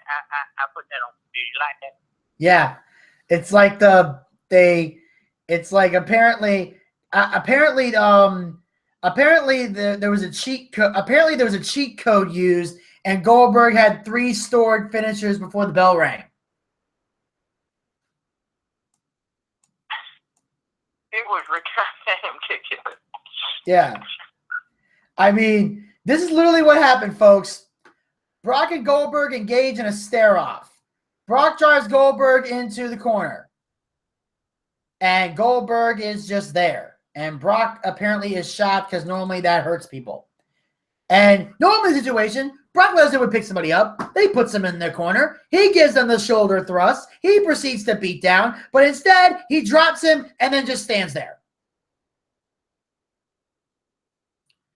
Goldberg pushes Brock Lesnar. Brock Lesnar falls to the floor. Goldberg's a big guy. Goldberg's a big guy. Makes sense. I'm like, okay, we're going to see a real fight here. That's what I'm thinking when I see that shove. Goldberg ain't fucking around. Brock Lesnar gets up from said push. Goldberg spear. Place explodes. I'm going insane. May I? Okay. What? May I? Can I go now or no? Oh, go. Then Brock Goldberg gets back in the corner, sets up like he used to back in the day. Paul Heyman is begging for mercy. Lesnar gets up. Goldberg plants another spear. Lesnar can barely move. He is grabbing his stomach. He is staggering to his feet. We've never seen Brock Lesnar do this before. So the audience is stunned. Hey, Michael Cole, call the damn match. Goldberg then grabs Brock, picks him up, hits him with the jackhammer. 1, 2, 3. Goldberg wins. In roughly about 2 minutes.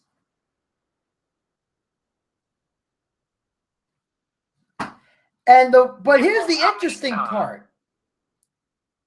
In Canada, nobody was mad. I was pissed.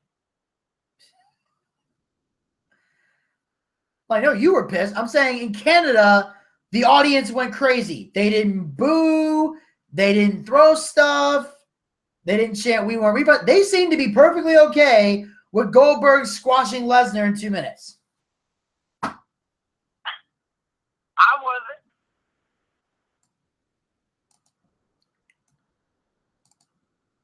It was for goddamn ridiculous. I was in a state of shock. I was in a state of pissed off.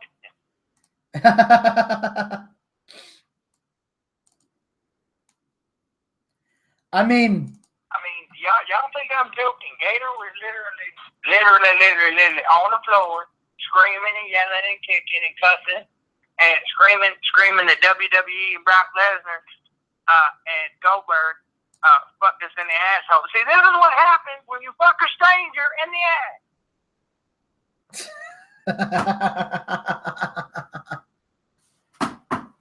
I mean, It was insane. I mean, Goldberg won in 2 minutes. I was stunned. I did not expect that, and I have no idea. I'm trying to figure out why. I would love to hear the reasoning behind this. Why you make your main event match that you've hyped up as fantasy meets reality and it ends in 2 minutes. The only explanation I've been able to come up with is they didn't want anyone to boo the match. So they thought, let's give them a squash.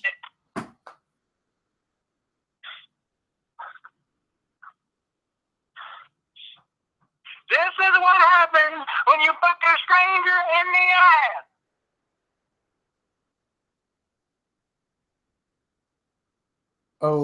Okay.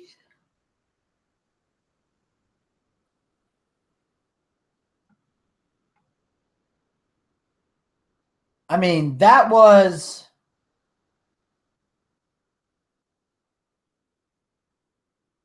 it was nuts. I mean, I did honestly think we were going to see, I was hoping we would see a real match. Once again, this is what happens when you fuck a stranger in the ass. Goldberg beats Brock Lesnar in 2 minutes if I fuck a stranger in the ass. Yeah, don't fuck a stranger in the ass.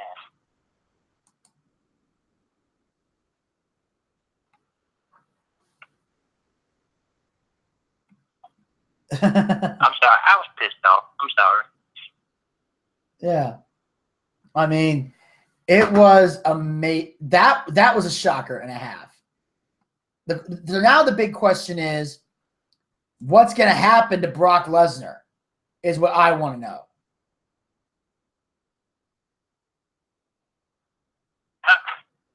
Don't know. I mean, what can he do?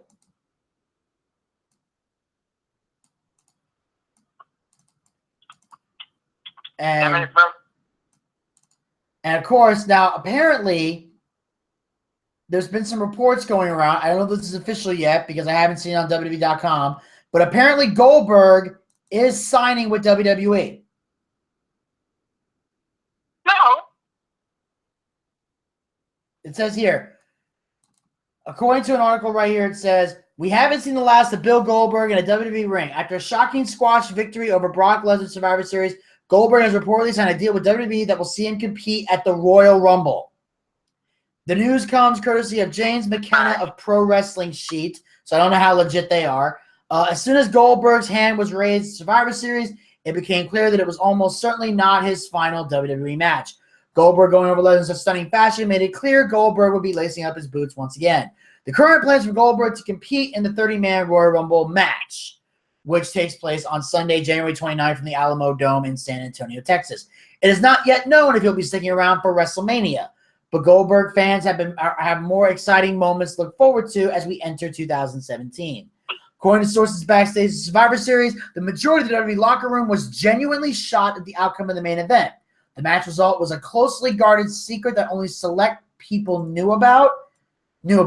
This tweet from Raw General Manager Mick Foley was apparently a shoot where he says, "What the fuck," and of course he censors fuck, seems to be the phrase of choice in the WWE dressing room. Hashtag Brock versus Goldberg, hashtag Survivor Series. That was my vibrator. That is the choice of words that I've been using since it happened. Since the damn Toronto screw job. I thought that was Miz and Sami Zayn. I thought the Toronto screw job was Miz and Sami Zayn. No, the Toronto screw job is what we got from the damn people when they pushed us in the ass without a condom or a reach around. Okay, this is the Toronto screw job. All I know is I was too shocked to be angry, to be honest. And I had gotten tired of Lesnar and the whole Suplex City crap. That to just see Lesnar get dominated like that, it just put a smile on my face. Yeah, now it's Jackhammer Junction, damn it. Jackhammer Junction. Oh, damn. I like that. Jackhammer Junction. That's what she said.